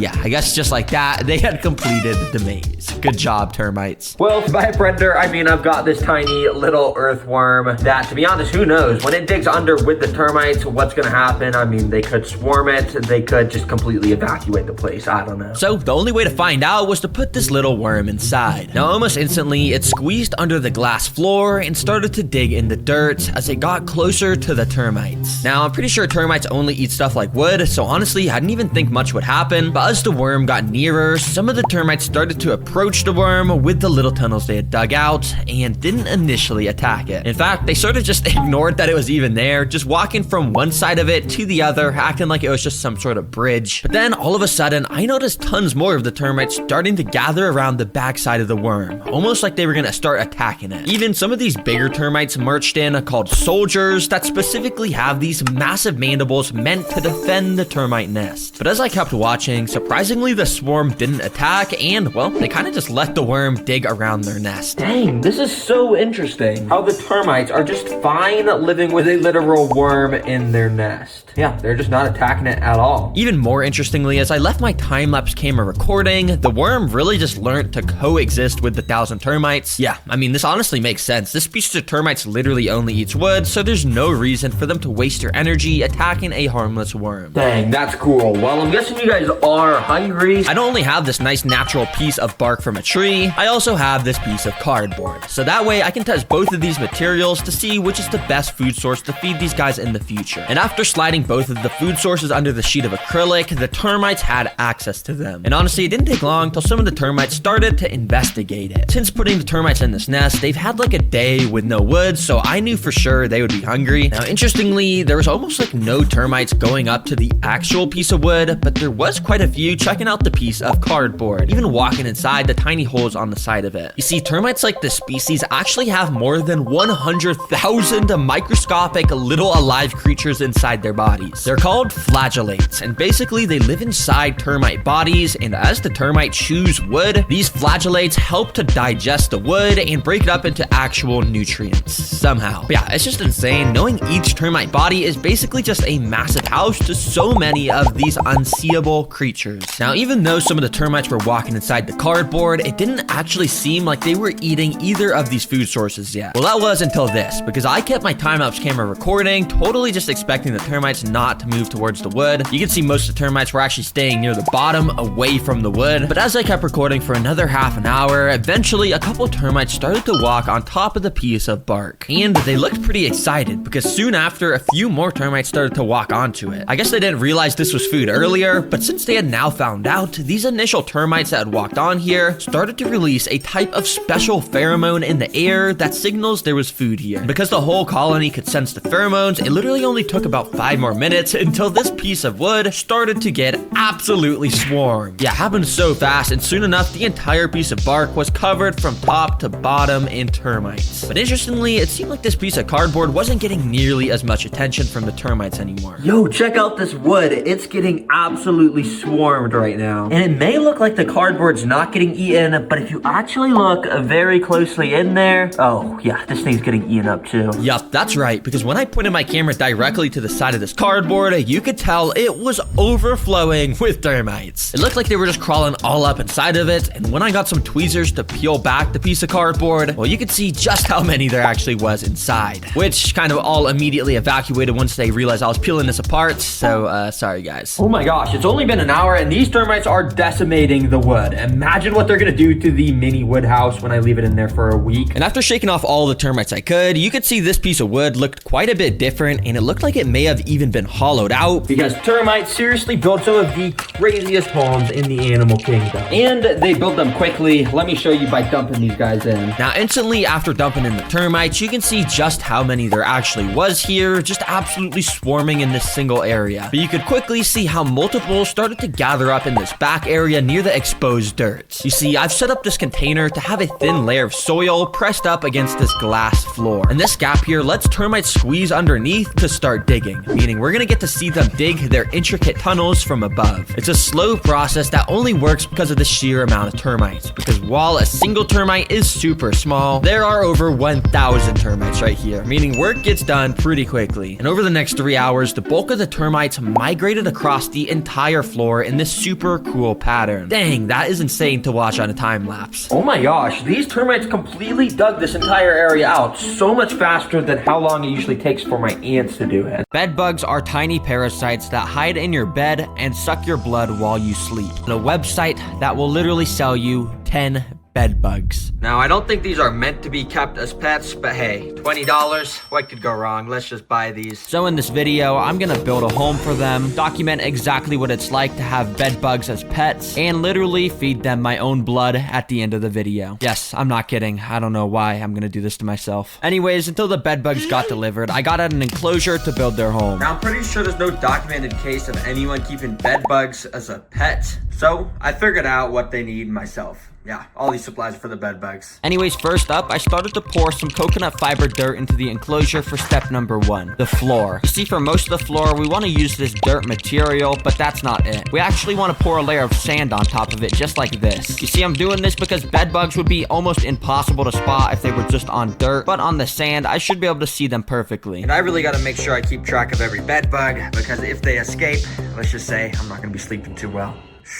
Why am I doing this? Anyways, I finished off the floor by creating some little sand mounds in the back that I would soon be able to cover in decorations. And speaking of decorations, for step number 2, we're gonna put in the natural decorations. For those, I got out some simple stuff like cork bark, spider wood, and some gray stones, and strategically placed them around in the sand. I even stacked a few pieces of wood in this corner and covered the top in some moss to make it look like a tree. Yeah, it's pretty cool. I'm an expert designer, as you could tell. And all this stuff is gonna be perfect because bed bugs like to hide under tight little spaces just like these, which is also why they like to hide under mattresses. Yeah, it's pretty cozy under there. To finish off the natural decorations, I planted a bit more moss around just to add some more color and bring the whole thing to life. All right, now for the next step, it's time for the artificial decorations. And basically what that means is I literally want to build a mini bed from scratch to put in the middle of this enclosure to see if the bed bugs will prefer to hide under natural decorations or if they really just love beds. So I'm gonna buy some fabric and then I'm gonna fill that fabric with cotton. Then I'm gonna sew the ends of it together and probably it'll look something like a bed, but I don't know if it's actually gonna work because I've never really properly sewed before, but yeah. Anyways, I grabbed all the materials needed and drove home. So anyways, like I was saying at Walmart, we first just put down the fabric like this, and I said I was gonna use cotton, but I found something that would work even better, which is this giant like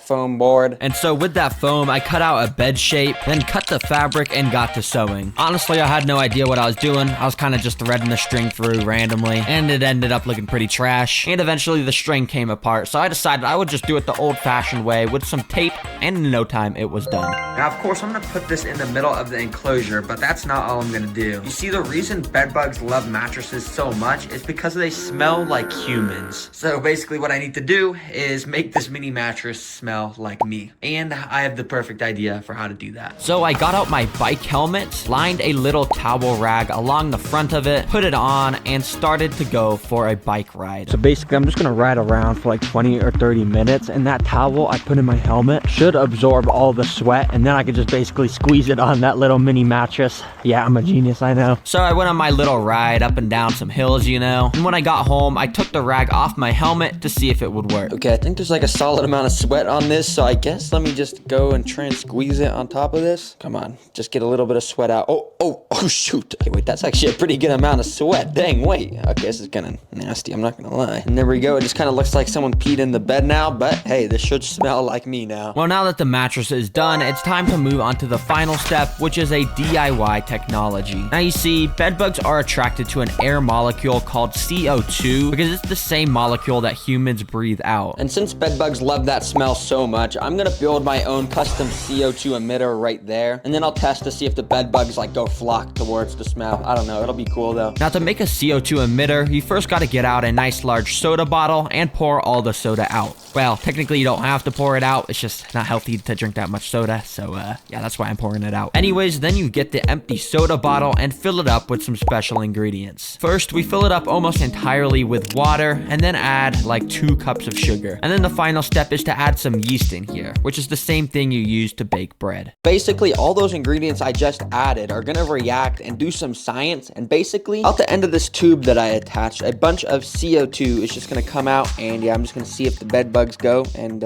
smell it or something. I don't know. Well, the bedbug enclosure is now finished, and that means it's time to add those nasty creatures inside. And be the first person to have pet bedbugs. Literally doesn't have a roof. Well, I forgot one important step, escape proofing the enclosure. But don't worry, because I've kept ants before, and I actually got this special serum for the ants that prevents them from escaping, and I'm just hoping that it'll do the same for the bedbugs. Basically, you just get out a little cotton ball, put some of the special serum on the end, and rub it in along the top edges of the enclosure. Alright, now even if the bedbugs are able to climb the glass, they're gonna climb up, and then they're gonna get to this stuff, and basically it's just super slippery, so they're just gonna slide right off. And then finally, I'm just gonna put this top on it just like that. That won't actually do anything because these holes are pretty sure too big. Yeah, the bugs could probably just fit through it.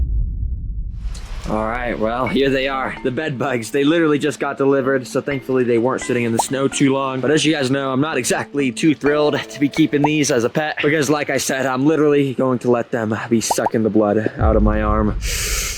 I don't know why I do this, man. But let me just get them in the enclosure I built for them. So I brought them to my table, cut the tape, and lifted the flaps. Oh my gosh. I think they're inside of this thing in here. Okay, I guess let me just get this out. And bro, genuinely, if these things escape, my mom is going to be so mad. And speaking of escape, you might be wondering, how will I prevent them from escaping? Considering the enclosure I made, opened the top of it, and dumped about half of the 10 inside of the enclosure. Immediately, one of the bedbugs started to scurry around his new home looking for cover and went straight into a dark spot under the nearest rock. But a few seconds later, I saw this bedbug, and he actually ran straight over to the little bed mattress I had made. And after crawling on it for a minute, he set up camp in a little piece of cork bark right next to it. I guess the fact I had made the mattress smell just like me was working really well, because over the next minute, I saw 2 more of the bedbugs just chilling on the mattress too. Dang, that's actually cool how they all just went onto this little mini mattress I made instead of all the other decorations. But to be honest, I've kind of already lost track of every single one I put in. Yeah, they're just so small. But the reason bedbugs are so small is so they can go undetected while hiding in people's beds, and when they find a victim to suck the blood of, they can literally get more than double in size with how much they suck. Anyways, bedbugs are nocturnal because obviously they feed on people at night. So in order to get them to suck my arm, I'm gonna bring my mom in here at night, show my new pet to her, and then get her to film me getting bit. This is not gonna be fun, but let's just go cut to then.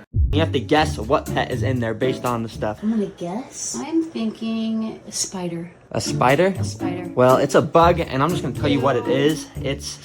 Well, don't get mad at me, seriously. It's bed bugs. No, it's not, dude. Yes, it's pet bed bugs. That's funny. That's not cool. It's pretty funny. Okay. No, dude. Okay, so to attract the bed bugs, I built this little contraption. Basically, I just take that off, and I'm just gonna pour some of this stuff. It's yeast. But basically, this is gonna have a chemical reaction in this bottle, and after I shake it up, it's basically gonna produce carbon dioxide, which is CO2. I'm just gonna leave this tube here, and we'll just see if any bed bugs come out, so you can see them. Wait. Do you see that? Oh my god. Wait. Right, no, there actually is one right there. Do you see that? It's like a little tiny orange thing. Yes. Oh, that's a bed bug. Oh my god, you're so crazy. But the good thing is you're not gonna have to deal with them because, well, I have to tell you something. You remember the other day I got a leech and I let it suck on my arm? Yes. I have to do that with the bed bugs. No.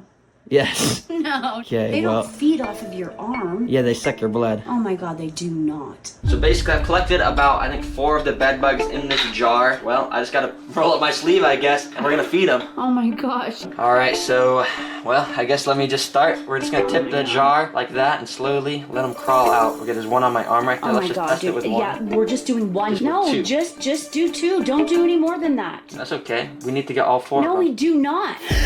No. Okay, put them back. That's it. Why? Because they're crawling and I'm not getting them anywhere else in this house. It's okay, they'll bite me. So basically they can pick up the scent immediately of what my arm is like, and I'm pretty sure these 3 are already all biting me. This one's just the one that hasn't bit yet. Soon enough, all 4 were biting, and basically all I felt was a little bit of a prick. The pain wasn't anything crazy though. But over the next 10 minutes, my mom and I would watch them fill up with my blood. All right, so I just took the camera from you, and as you can see, I think they're starting to fill up. Is this weird? Yeah, it's super weird. Oh, you can see them fill up with blood? Yeah, if you look closely at their bodies, like you remember how they were super thin, now they're kind of getting a little thicker, and it should start to turn red soon. Oh, they already are actually. Disgusting. Oh, do you see that one? Ew. It's starting to No. move. That means it's done. Oh my god, So good. basically what you do when it's done. All of them in the jar. It's okay, we'll get it. Don't worry. You see, basically when they start moving, that's when they're done feeding. So I put 2 of them back in the jar since they were done. Then a couple minutes later, another one finished, and then the final one a few minutes after that. All right, and then the last one is in its jar. We're done. That's how you feed your pet bed bugs. Oh, right. Don't ever do this to anyone. All right, this is 50 Venus flytrap plants. And in this video, I'm gonna put 1,000 flies in the same container as them. Will the sheer number of flies trick the traps, causing them to close, or are the flies just simply cooked? Yeah, I don't know, but that's why I bought this. This is 1,000 fly larvae. Yeah, might look extremely nasty, but over the next week, as long as I feed them food, they should all turn into flies so I can do this test. So while we wait for these guys to turn into flies, obviously I have all of these Venus flytraps, but I also have tons of other carnivorous plants that you may have never even seen before. I know it may sound stupid, but I promise you how they work and catch insects is actually really insane. Let me show you how they work. And yeah, it's not a joke how small these things are, because when compared to normal Venus flytraps, the jaws are about 10 times smaller. And in fact, they're kind of cute, to be honest.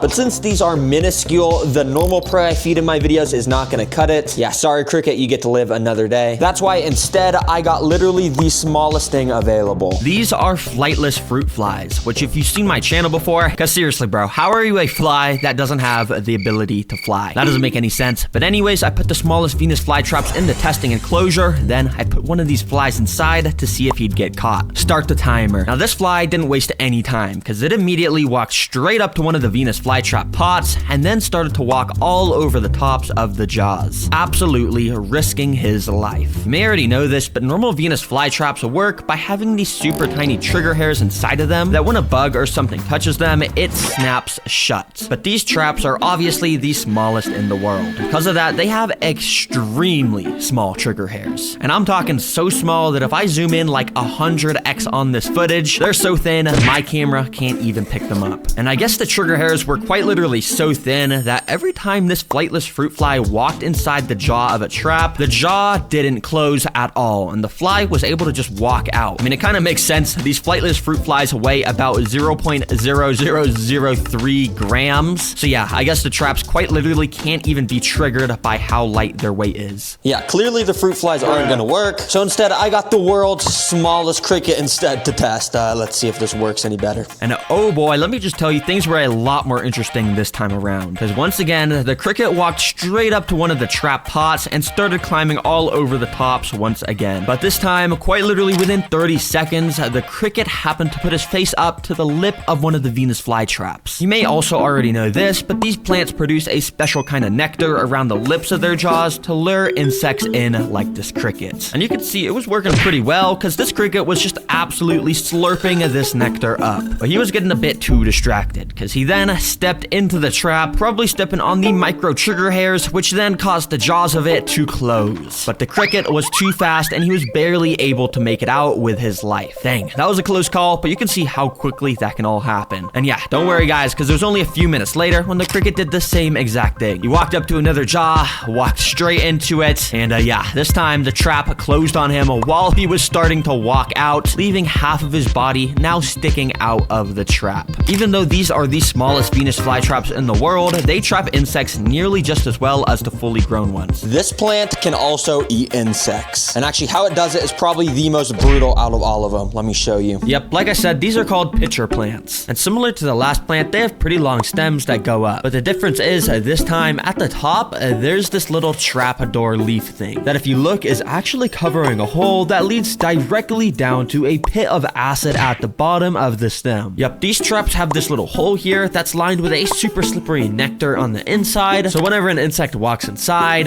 they'll slip into the acid at the bottom, and yeah. And what's really cool is if you actually look inside of this pitcher plant, since it's kind of small and shallow, you can actually see the pool of acid at the bottom. And it actually looks like there's a couple little flies and stuff in there, which it looks like it's actually already dissolving. So yeah, it'd be cool to see some crickets or something following these. Let's test it out. I didn't even need to use an enclosure this time because I knew this was going to be an extremely fast test. Because immediately after placing the cricket on this first pitcher plant, it started to climb along the sides of the red pitcher. As you can see, the inside of the plant is lined with these downward pointing hairs. This is to make it even more slippery and hard to escape. And yeah, it's kind of funny to see how fast this all happens, but the next time the cricket went to the opening of this plant, it straight up just slipped in right away. Nah, this dude had no clue this plant has evolved over millions of years to just be able to eat them this fast. Yeah, and as you can see on this footage that I recorded on my phone, he was now just sitting at the bottom of this pool of acid. Over the next few days, it'll dissolve him and turn him into nutrients for this plant to grow even stronger and larger. Nice. And yeah, that's really all there is to these pitcher plants. They're not really the most interesting thing ever. Not everyone knows what a sundew is, but they're actually pretty cool. Let me show you what they do. So obviously, like fly traps, sundews are also a carnivorous plant. Except instead of having jaws, it has these long stems with these little red hairs on the top of them. But on each of these little red hairs is a special kind of sticky glue it produces that will make it so when a fly or any other insect touches it, it gets permanently stuck because of how sticky it is. And when an insect gets stuck on here, the trap does something insane to be able to consume the insect, which I'll show you very soon when it obviously traps an insect. So yeah, I got multiple of these sundew plants, and I even got this slightly different kind of sundew called an octopus plant. That will be cool to see if this can catch any insects as well. So let's get these in the testing chamber. And for this, I think I'll be using a cricket once again, because they're literally perfect. They can just climb up the side of the stems and yeah, just get stuck. This should be fun to watch. Let's put this dude inside. So yeah, once again, I just started with one of these guys, but if this guy gets caught fast, I'll be adding way more inside of here. Anyways, so this cricket for the first minute kind of just wandered around the walls of the enclosure, but it wasn't long until he started heading towards the sundews. Now you see, the sticky glue that this plant produces is actually a type of nectar, which smells and tastes great to the insects. So yeah, just like how Venus flytraps lure insects in with their nectar, these traps do the same thing, because this cricket then decided to start climbing up the stem. The only thing is though that he ended up stopping right before the sticky part, and that's actually because of his antenna. You see, crickets have these pretty long antennas that help them navigate and detect danger before running into it, and this guy's antenna actually ended up getting stuck in the sticky nectar part. But using its mouth, it was able to pull the antenna back and then started to lick all the nectar off of it. Yeah, and I'm not kidding, this cricket really just sat here for like 30 minutes, constantly licking his antenna, then putting it back into the sticky nectar, and then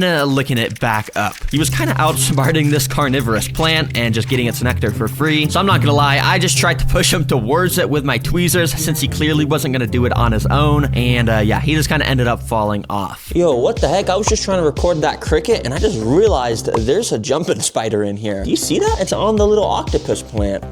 Is it stuck? Yeah, this jumping spider just happened happened to wander into this enclosure by accident. I guess he was just living somewhere in my house. But since he was here, I figured I'd just watch him to see if he would get caught by the traps. And pretty quickly, he started to climb the stems of the trap and got up to the sticky part. But yeah, he was kind of too smart for this trap too and turned around the second he realized it was sticky. But it was pretty cool to watch this guy just jump around the plants. However, he never really ended up getting trapped and he ended up just climbing out of the enclosure. All right, guys, I'm not gonna lie. This cricket, I've been trying to record him getting eaten for like 2 hours now. And every time right before going on the sticky part, he just stops and cleans his antenna. And yeah, he just turns around and never actually goes on the sticky part. He's too smart for this. So yeah, let me take this guy out. Instead, I actually just got out the flightless fruit flies again, because apparently this is actually Sundu's favorite insect. And yeah, I just dumped a few on the sand, and it wasn't long until some of them started to climb all over the stems, and eventually started getting stuck all over the different sticky parts. I even went and just dumped a crazy amount of these flies all over the top of the Sundew plants to show you guys exactly how cool Sundews really are. Because obviously, now you can see the sticky parts of the plants are just completely covered in flightless fruit flies. Now, if you're wondering how this plant actually eats the flies, well, this footage shows how. As you can see, it uses each of its red hairs to basically curl around the prey. And once all of those curl around it, the stem itself also starts to curl around the prey. This will basically ensure the fly has a 0% chance of escaping, while the plant releases basically an acid to consume it. Yeah, it's pretty brutal. So yeah, it's pretty cool to see these things work. All these flies are just gonna turn into food for these plants very soon. I'll test as many flies as I can against all of my Venus flytraps to see who wins. Let's start very simple though, with 5 Venus flytraps versus a single fly. And let's see if this fly can get trapped in under a minute. Now I know you may be thinking, bruh, TerraGreen, I don't care about one fly, this is boring. Well, don't worry, because this literally only lasted like 20 seconds. Because immediately this fly started to crawl up the side of a pot, and of course he made his way immediately into a jaw, triggered one of the hairs, and it closed directly onto him. Yup, flies are basically the one thing Venus flytraps are the best at catching. I mean, they're called Venus flytraps for a reason. Anyways, I got the tank. And I didn't waste any time. I just got out the flies that I've been hatching, and I put them straight into this enclosure so we could get this final test started. Quickly, I removed the lid and started the timer. Let the test begin. Now, immediately, a couple of the flies started to fly out of the container, and others started to walk out of the sides. Now, there was something weird though, because while the container had a decent amount of movement in it, only like 10 of the flies were actually leaving the container over the 4-hour time lapse here. Yeah, basically all the flies were staying in there. So I decided to just take the paper towel out that they were all on and tried to just shake off as many as I could onto the Venus flytraps. And obviously, this meant that a few of the flies were now scattered all over the traps and were actually starting to get trapped. But most of them were just being super inactive,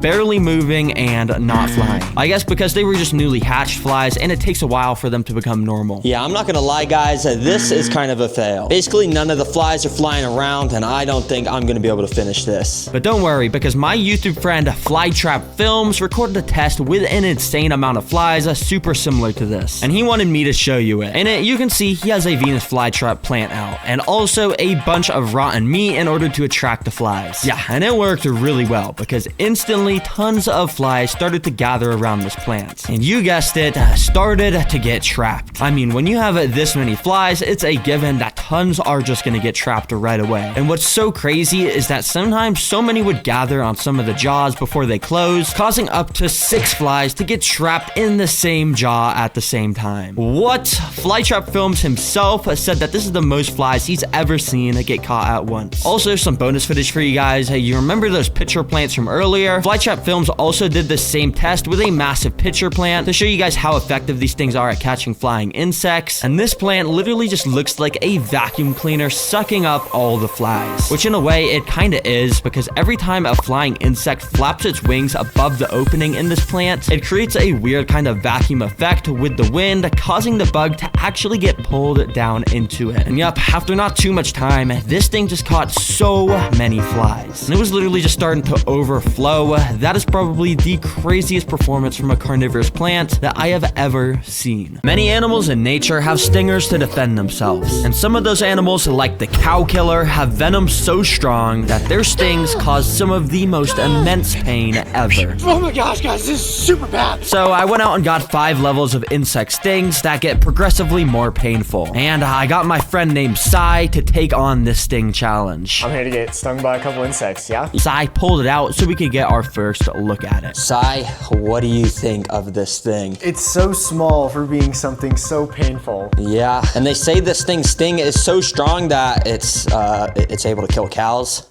Is that real? Well, no, these things have actually never actually harmed someone. They're just extremely painful, so there's nothing for you to worry about. That's good then. Yeah. So I went and picked this thing up with some tweezers, and mine is a bit small, so it's hard to see, but if you look very closely, you can actually see the stinger here retracting in and out. Cow killers have the longest stingers in the world, so they can inject their venom super deep into the victim. All right, Sai, we're just gonna jump straight into this. I got it here, I'm not gonna lie. I'm just gonna put this on your arm right now. Okay, I'm really scared. This is gonna hurt.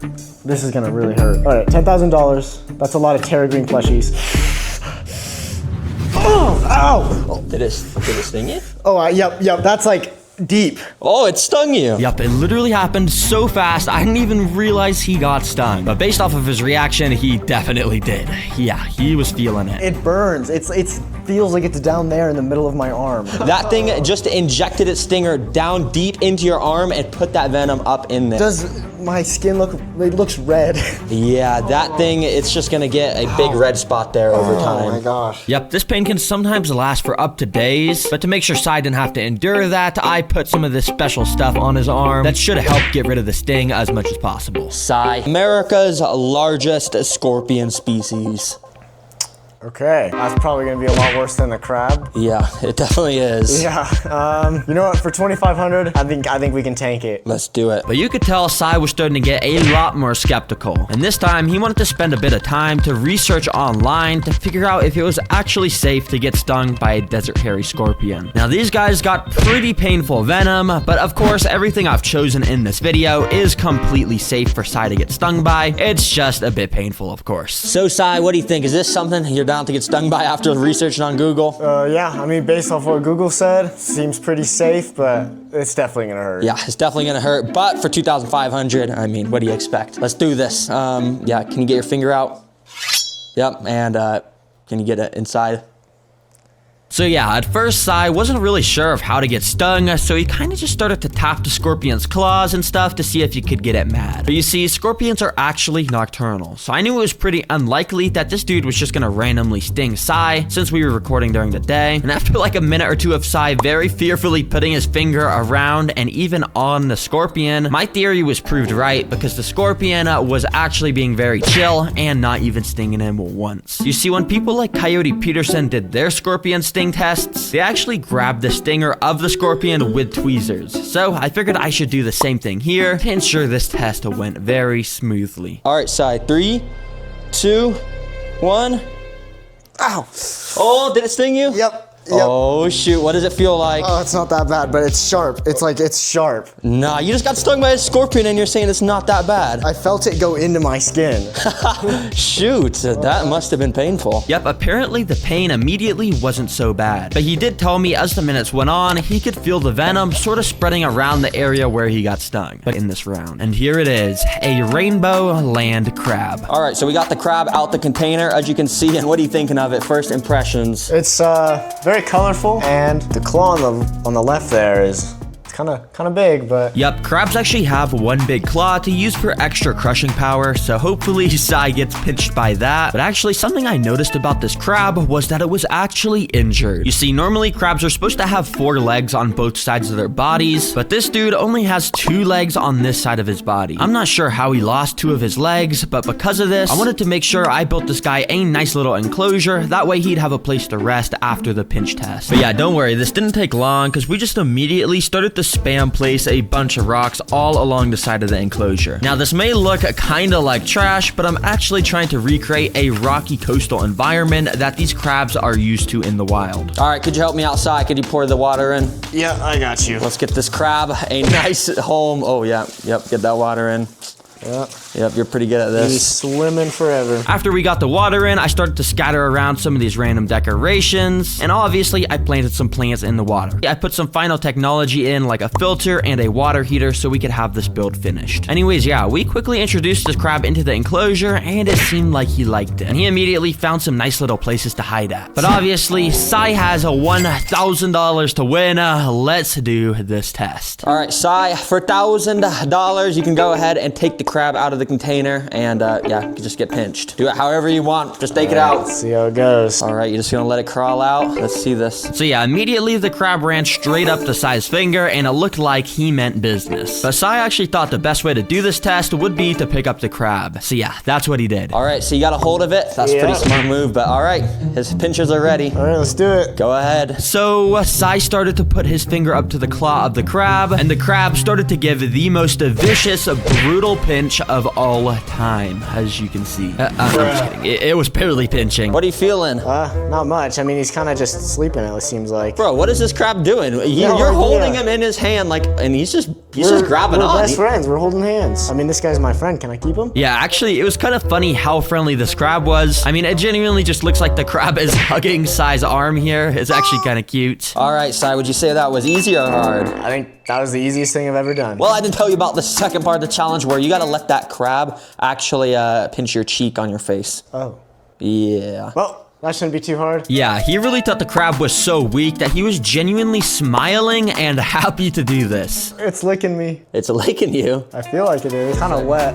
Yeah, it is a crab. That's a fair point. But yeah, if you couldn't already assume, the crab also didn't really do any real damage here. He just kind of gave it the slightest little pinch ever. Well, Sai, that might have been the freest $1,000 of your entire life. Possibly. But remember, the only reason I wanted Sai to get pinched by a crab, this is a yellow jacket, and they're known for their insanely sharp sting. So this should be pretty interesting. All right, Sai, let's waste no time. You got the wasp there. He looks pretty angry. For $500, get your arm out and put that cup on your arm. Alrighty. Yup, so we went and put the cup on his arm at the place where he was gonna get stung. All right, Sai, I'm gonna start pulling it out. Oh, wow, this thing is getting mad. All right, I'm just gonna pull the paper towel out and let's see if it stings. It's really mad, Sai. It's getting mad. Pause. By the way, I gotta mention this, but do not try this at home, obviously. As a YouTuber, I've taken tons of safety precautions behind the scenes to make sure this is a safe test. And similar to why Coyote Peterson gets stung by all those crazy bugs, our goal today is to figure out which bug actually has the craziest sting and make an entertaining video. Anyways, let's get back to the wasp. Yep, this dude was furious trying to escape, but wasn't immediately stinging, surprisingly. I think because the wasp didn't even know that there was an arm under him. He might have just thought that this was floor under him. Let me tap the side of the glass. Maybe we can get him mad. Sting him. $500, Mr. Wasp. It's literally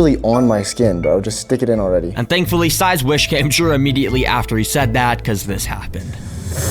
Okay. Wait, you actually just got stung, Sai?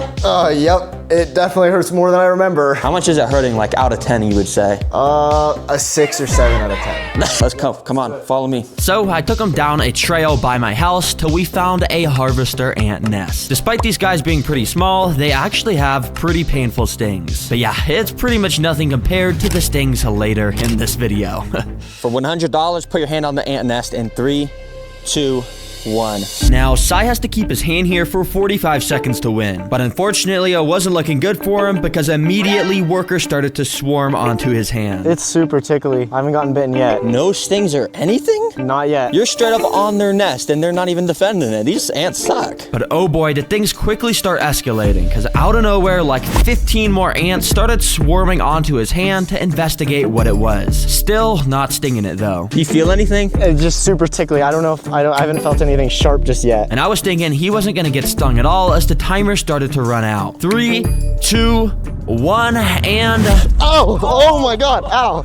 Oh. Yeah, so apparently Sai literally got stung at the very last second, but by just one ant, thankfully. Oh, that's sharp. That feels really sharp. It's like a tiny little needle. That feels really sharp. This is a bloodworm, and it is the creepiest, most disgusting creature ever. It even has 4 venomous fangs in each corner of its mouth that you definitely don't want to get bit by. Now, I'm known for keeping the weirdest pets, so of course I found a website that sells them. As live bait for fishing. Yeah, literally nobody buys these as pets. I think I'm literally gonna be the first person in the world, which means I'm gonna get to show off the crazy unseen abilities of these guys. So hey, let's just check this thing out. And after a couple of days, a truck dropped off the package at my house, so I could finally check them out. Here we go, bloodworms. Even as an animal expert, I am like pretty spooked about these. But anyways, let's just check them out. Underneath all the packing material were the bloodworms. So using some tweezers, I carefully removed one to take a closer look. And yep, this is a bloodworm. You can see that they are absolutely disgusting looking, and their mouth is even able to extend out of their body like an alien. But at the end of this part that expands are their venomous fangs, which they use to latch onto stuff like shrimp in the ocean, which I'll be showing off very soon. Now, one thing though, I actually bought 12 of these bloodworms that I'm gonna have to keep all in the same aquarium. So yeah, this is gonna be a nightmare. Now for the build, I'm gonna put in some aqua soil and a dirt mix. Eventually, we're gonna completely fill it with water because that's how bloodworms live in the wild. But for now, I just put a tiny bit of water in to keep the dirt nice and moisty. But I've already run into the first problem because I don't think I was supposed to add the water straight to the dirt. It kind of made it a weird consistency. And the water is just straight up black. So yeah, I drained the water, scooped out the dirt, and I washed it off in the sink. Then I put the soil back in, covered it in a thin layer of sand, and added the water back. As you can see now, the water stays fantastically clear.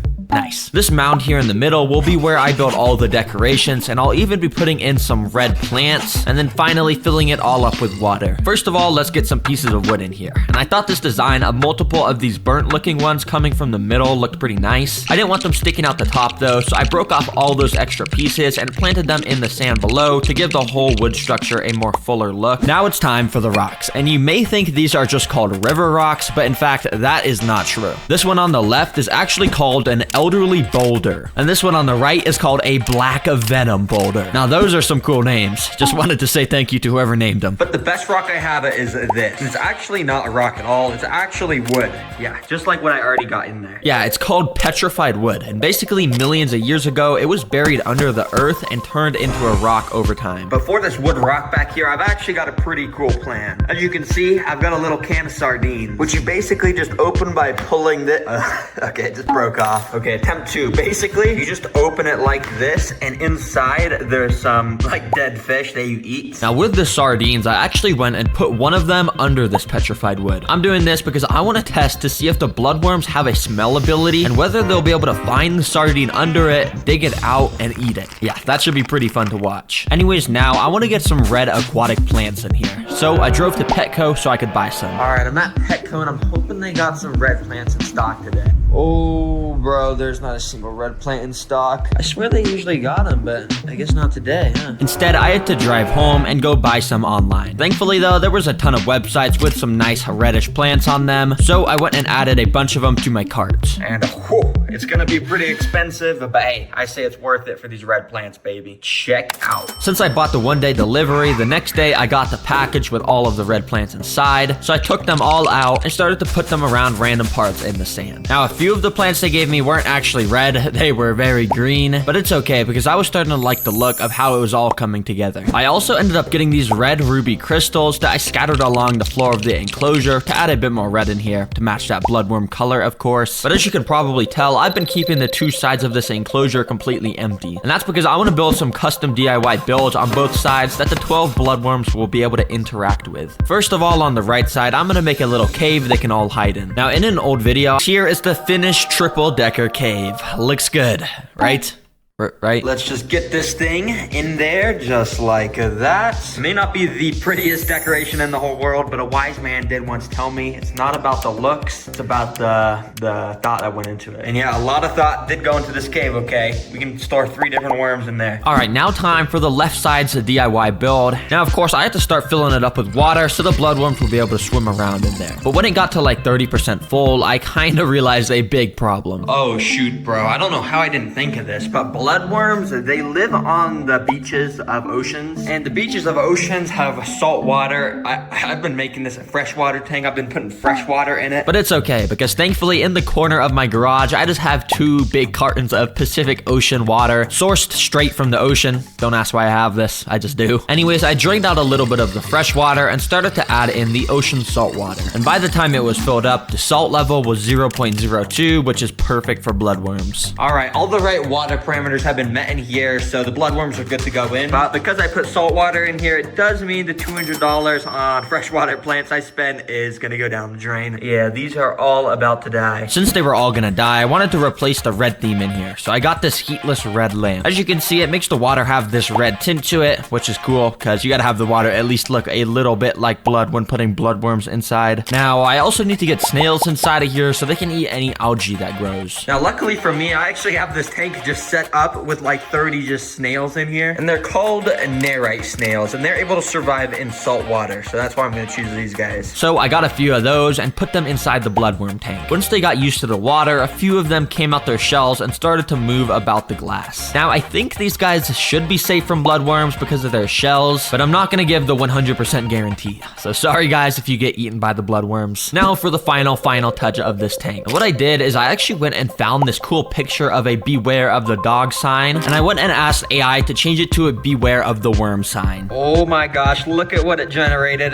That is absolutely perfect. Wait, let me go print this out at the store real quick. So I printed it, attached it to a piece of cardboard to make it a sign, and there we go, a beware of worm sign. I then even went and spiced up the enclosure a little bit by splattering some red paint along the sides to make it look like blood splatters. And there we go, 100% complete bloodworm enclosure. And I guess there's only one thing to do. Let's get these bloodworms inside. Now, I'll just be starting with one, and then I'll add all the rest as I test more and more food. But yeah, let's just put this guy inside. Be free, boy. And the worm kind of just sank down to the bottom and started moving around randomly. And yeah, well, this is kind of all bloodworms do. They just wiggle about, and occasionally they'll burrow under the sand, which is where they spend most of their lives. And as you can see, it didn't take this guy long until he started to do just that. But I guess he got bored of the digging, because eventually he just came out and started to wiggle about again above the sand. Wait, before this guy tries to burrow under the sand again, let's get to feeding him some food. Now, this stuff is so smelly and so oily, I think he just has to eat it, right? Now, I actually went and added in 2 more bloodworms to the tank, so there was a higher chance of one of them eating it. Then I did the same thing. I just wiggled the salmon around in front of their mouths until they ate it. But just like the fish pellets, for some reason, these worms were not wanting anything to do with it. I'm not too sure if they're gonna eat this, but it's worth a shot. Let's put them inside. But there was a slight problem because, as you can see, the fish food was floating, and I feel like the bloodworm isn't just gonna swim up to it, so instead I picked it up with some tweezers and moved it towards the worm. And as you can see, when I moved it towards him, he actually went and flashed his fangs at me for the first time. I thought this surely meant he was hungry, so I started to wave the food around in front of his mouth a bunch, and yeah, nothing. He didn't eat it. So hey, fish food, I'm gonna give a 0 out of 10. He didn't even want anything to do with that. But next up, out of all of these, now I actually think bloodworms need to have their mouth part extended and their fangs showing in order for them to eat food. And right now their mouths are retracted because I think they're stressed. So what I did was I actually went and put all of the 12 bloodworms in the aquarium and just kind of let them do their thing. My thinking was if I left them alone for a few hours in the tank, they'd start to get used to it and then they would eat. After a while, I went and took one of the bloodworms out and put him on land. I waited a little bit for him to shoot his mouth out, and when he did, I grabbed it with tweezers. Now you can really get a good look at the fangs, and what makes these fangs so cool is they're actually made of copper. Yeah, like the metal you find underground, and they're the only animal in the world with copper teeth. I brought it up to the 3rd food source, which is of course beef, and after kind of like shoving his face in it, he instantly bit down with all 4 of his fangs and started to devour this piece of meat and just suck all the juices out. Wow, it took a long time for me to get a bloodworm to eat a piece of meat, but dang, that is so cool when they do grab on, because look, I'm shaking it, like literally it doesn't want to come off. It's like, I am eating this, do not take it away. So I went and removed the food from them, which was pretty hard. I had to like kind of shake them off. Holy, that was actually kind of cool to watch, and it looks like you can see the little bite mark where the worm was biting, and remember, these guys are venomous, so there's literally venom. Thing with the last food source, which is a shrimp. And once one of the other worms shot out their mouth, I once again grabbed it, and this time put the shrimp in front of it. He also immediately grabbed onto it, and now these 2 bloodworms were having the time of their lives eating up the food. After like an hour, well guys, I brought my mom in. Say hi. Hi. All right, come on in. Of course, I gotta show you a new pet. Just take a look. This one's gonna be quick. You can see the pets in there, right? Oh my gosh. You know what those are? Ew. They look like some sort of slug leeches. Look at all the little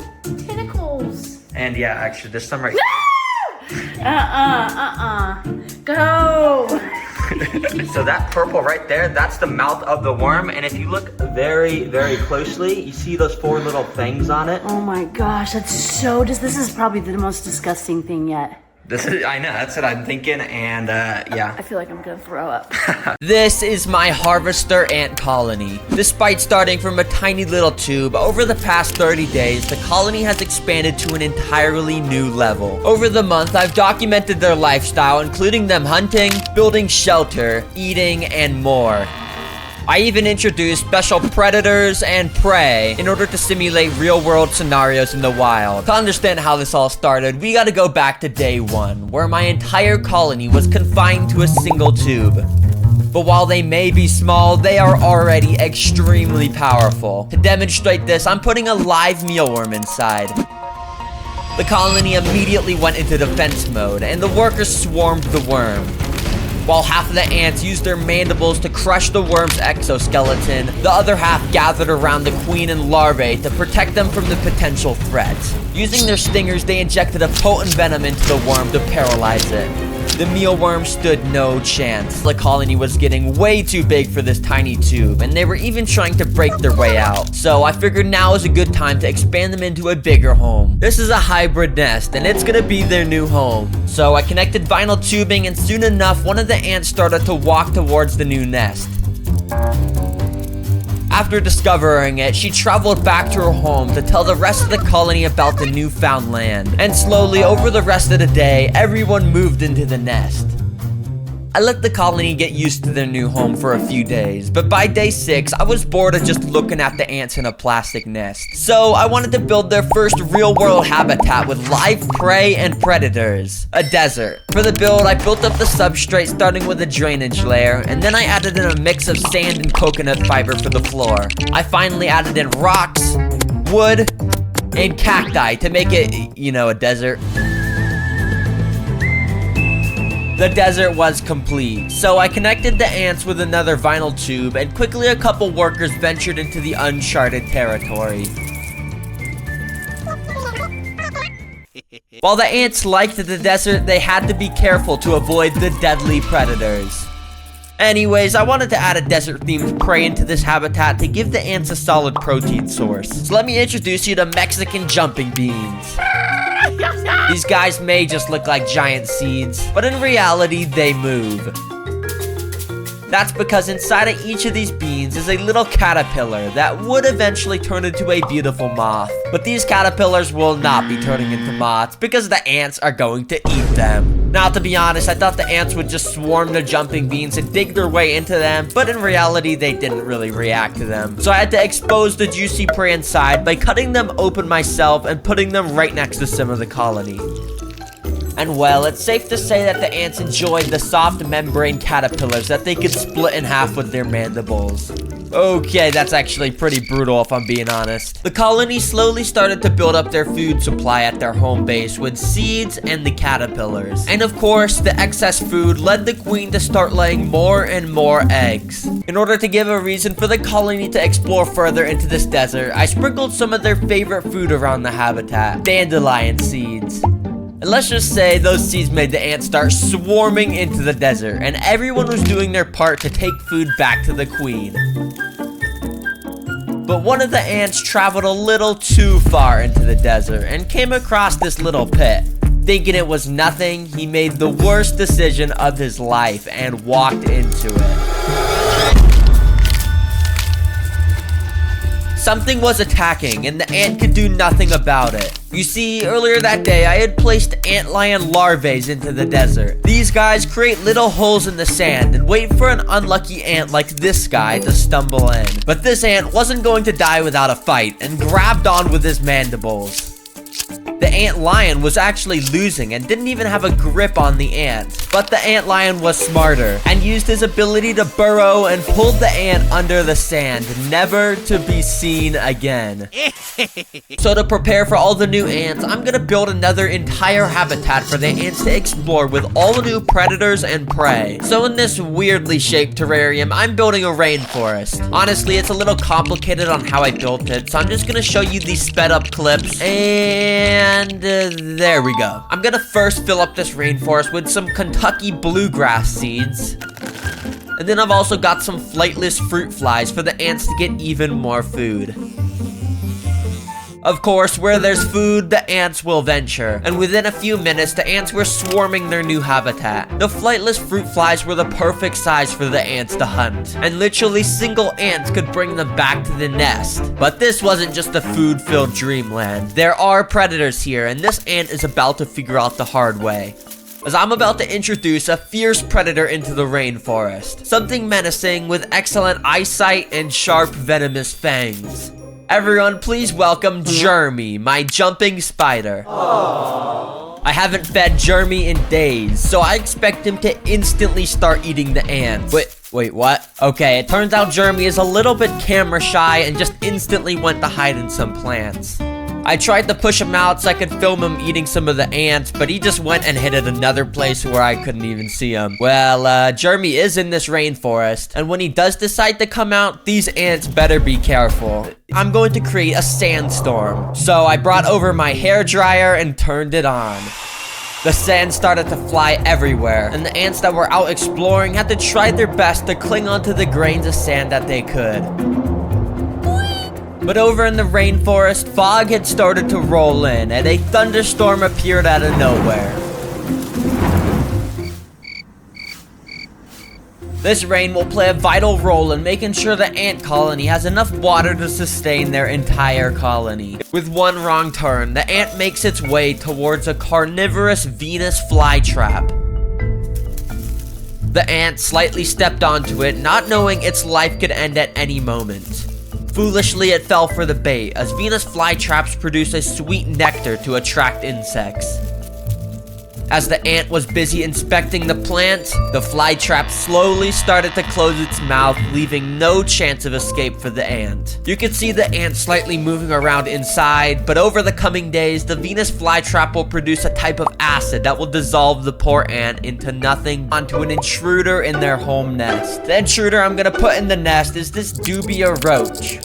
So I removed the glass and put the roach in. Immediately, it crawled down to the bottom of the nest where there were no ants. Now, to be honest, I thought the ants would instantly start swarming the roach, but it took a few minutes before even the first ant had contact with it. The ant got super scared and fell on his back.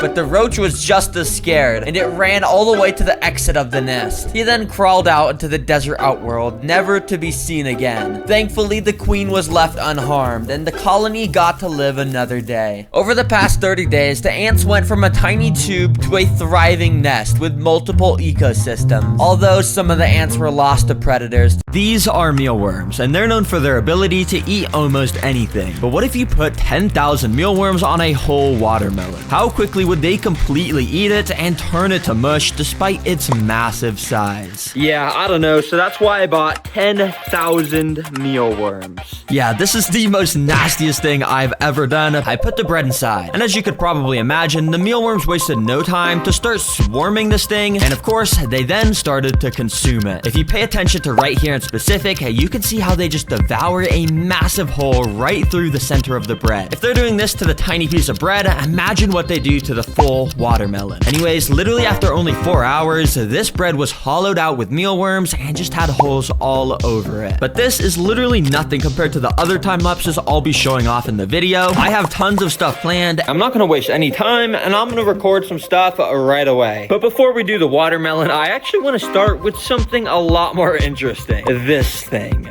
Yeah, this is literally a piece of styrofoam. And you're probably wondering right now, what the heck, TerraGreen? Why are you feeding this to the worms? Well, it's because mealworms have an absolutely insane special ability, and it's actually that they can somehow digest styrofoam. Yeah, talk about the latest special ability ever, but I just had to get a time up showing this off, and immediately these dudes started to completely climb all over the styrofoam, completely covering it. I don't know why mealworms are one of the only animals that can eat styrofoam. It's honestly kind of weird, and the craziest part about this time lapse is if you look right down here, you can literally see the moment when the mealworms decided to start chewing a massive hole through the side of the styrofoam, so they could literally crawl inside to eat more. It's super cool. And anyways, after leaving the styrofoam in here all night, I shook off all the mealworms so we could see the damage that was done, and holy, look at this thing. First of all, that hole the mealworms shoot through the side is nasty, and it's still filled to the brim with worms. Ugh. Then just this whole top part has bite marks all over it, and this thing is probably hollowed out and just filled with worms. Nah. And yeah, if you're wondering about the other pieces of styrofoam, basically the exact same thing happened to them, and they got obliterated. It's safe to say these mealworms are hungry. Now, I think it's about time we get out the watermelon so we can do the final time lapse, and I got a knife here so I can go and cut this thing up so we can reveal the nice juicy red part. So yeah, that's exactly what I did, and I just put the watermelon straight into this tank so we could get this test started right away. Now, you already know the mealworms started to, of course, climb all over the watermelons right away. Mealworms love watermelons because, of course, they're super sugary and sweet, but they're also made out of 92% water, meaning the mealworms can just get super hydrated. Now, it's so crazy because you can see how nice and bright red this watermelon is now. Well, it only took a couple hours until that bright red completely started to fade as thousands of mealworms started to climb all over the watermelon, nibbling tiny little pieces out of it. And yeah, this all happened in the time span of only 12 hours. Yeah, I literally just left this overnight. Okay, I just checked on this for the first time since waking up, and first of all, this smells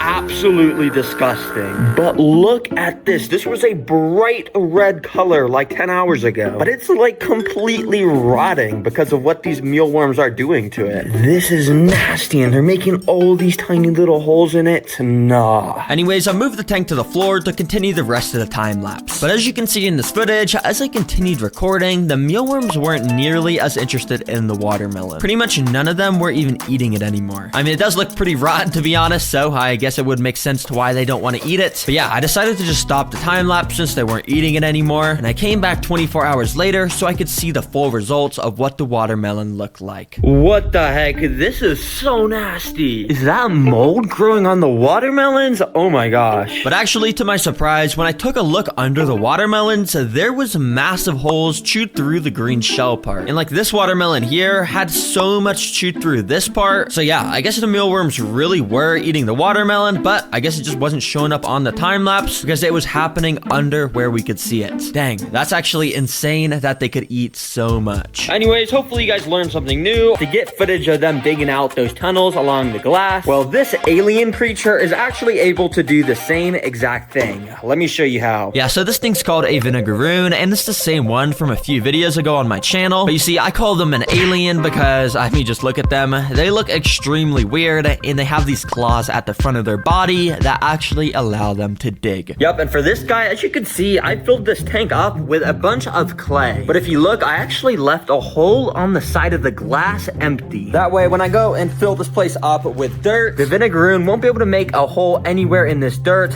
other than that hole I made in the clay right on the side of the glass there. Now, anyways, after getting the dirt in, I wasted no time to put the vinegaroon inside. Now, immediately, this alien creature wasn't exactly super interested in digging. He was kind of just trying to climb out. But you see, that's because there's actually a few things I have to set up in here to make this guy want to dig quickly. First of all, I put this water dish in here, and then I started to use my finger to dig out a little tunnel under the water dish. Now, when the vinegaroon comes over here, he'll find the little entrance to the burrow I made, and when he's ready to dig, he'll know where to start. So guys, I just went and set up my time-lapse camera in another room so we could observe what these creatures do when no one's watching. And yeah, during the first few hours, since it was technically still day, you can see he was very active amongst the top section section, still trying to escape. But the second it hit nighttime, this dude went down to the burrow section and he started to dig up like a straight up drill. Nah, let's see that on an instant replay. That's actually pretty cool. You can literally see the pile of dirt up here grow as the vinegaroon digs out all the dirt from the tunnel. I think this is some of the clearest footage ever caught of these creatures digging. It's pretty cool to watch. Well, dang, now that this guy dug this tunnel, you're probably wondering why they actually make these tunnels. Well, they actually make them to hunt. And well, I got a cricket right in here. Let's drop this thing in. And so after I dropped the cricket in, he started to walk around the top area, but little did he know the vinegaroon was right under his feet, waiting in the burrow for food to walk in. And a little bit later, the cricket did just that. He started squeezing through the opening that was dug out the night before, and he went in deep enough to where the vinegaroon was sitting. I know it got super foggy in here when I brought it to my recording area, so it's kind of hard to see, but the vinegaroon started to attack the cricket, and he started to chase him out the burrow. The cricket tried to escape, but it was no use because the claws of the vinegaroon are just too strong. And I know you guys can't really see it well. I went and bought 5 big leeches. Yup, leeches usually live in the wild and grab onto unsuspecting prey to basically just suck the blood out of them. Well, since I have 5 of these leeches and they're in captivity, it's gonna allow me to get some insane time-lapse footage of them sucking the life out of a food object as the leeches get bigger. It should be pretty cool. And if you watch my video about keeping pet leeches, you'd know they basically like to spend all their time under the water, so that's why I'll be setting up an aquarium for this test. And then quickly, I'm just gonna fill up this tank with this so I can go ahead and put the leeches inside so we can get this test started. So yeah, I put each of these 5 leeches inside and I put a lid on top so they didn't escape. And immediately you can kind of just see how they all just start swimming around under the water, just sort of like how snakes do. Yeah, it's kind of weird honestly, but once they want to stop swimming, they'll go up to the glass and just grab onto it using the end of their bodies basically as a suction cup. It's actually pretty cool. Anyways, for the food I'll be feeding these guys, it's this piece of beef liver. Well, all right, why don't we just drop this slimy nastiness into here and see how long it takes for these leeches to get absolutely massive. And so step 1 was to actually get the leeches to bite onto this piece of meat, which is pretty easy. You basically just pick up the piece of meat with tweezers and start bringing it up to the leeches' faces until they grab onto it. So yeah, I just went around and picked up all the leeches onto the meats. But if you couldn't tell, the water quality got super bad because of the beef liver, so I decided to actually let the leeches eat the beef liver out of the water, since in the wild, that's actually how they prefer to feast. And while a couple of the leeches kind of detached from the piece of meat and started to run away, 3 of the leeches actually did stay on it so I could watch as they started to eat. You can literally see them contract their throats in and out as they basically use their teeth to grind the meat up, and then they suck it up like a smoothie up into their bodies. But things actually did not go to plan, because out of nowhere, this leech decided to detach from the piece of meat, and then he just started to slither away randomly. Then the other 2 leeches decided to detach too, and this guy decided to just burrow into the piece of meat, and this one just slithered away. Hey, at least we got to watch him eat for a little bit, but this is why I love time lapses. You just capture random interesting stuff like this. It didn't take them very long for them to start swarming this piece of dog food. You see, these are dog treats that I buy for my dog Jet, and they're made out of the top quality real beef ingredients, which of course Jet loves, but that also explains why these flesh-eating beetle larvae were also loving it. Anyways, it was pretty crazy how after just a few of these beetles latched onto the dog food, pretty much all of the beetles soon followed behind, until literally this piece of dog food was literally like just not a piece of dog food anymore. This is just a living piece of flesh-eating beetle at this point. Yeah, there's just so many on here. Oh my gosh, bro, what? These guys are so hungry. So yeah, I shook them all off, because if you remember, the main reason I got these beetles is because I actually want to see if they could turn an animal into a skeleton by just eating its flesh. And I don't want them to get filled up on this, but anyways, considering this piece of dog food was only in there for like 10 minutes, the beetles made a pretty decent amount of progress by chewing a bunch of tiny little chunks out of it. Anyways, for the main course I'm feeding these guys, I've got a duck head.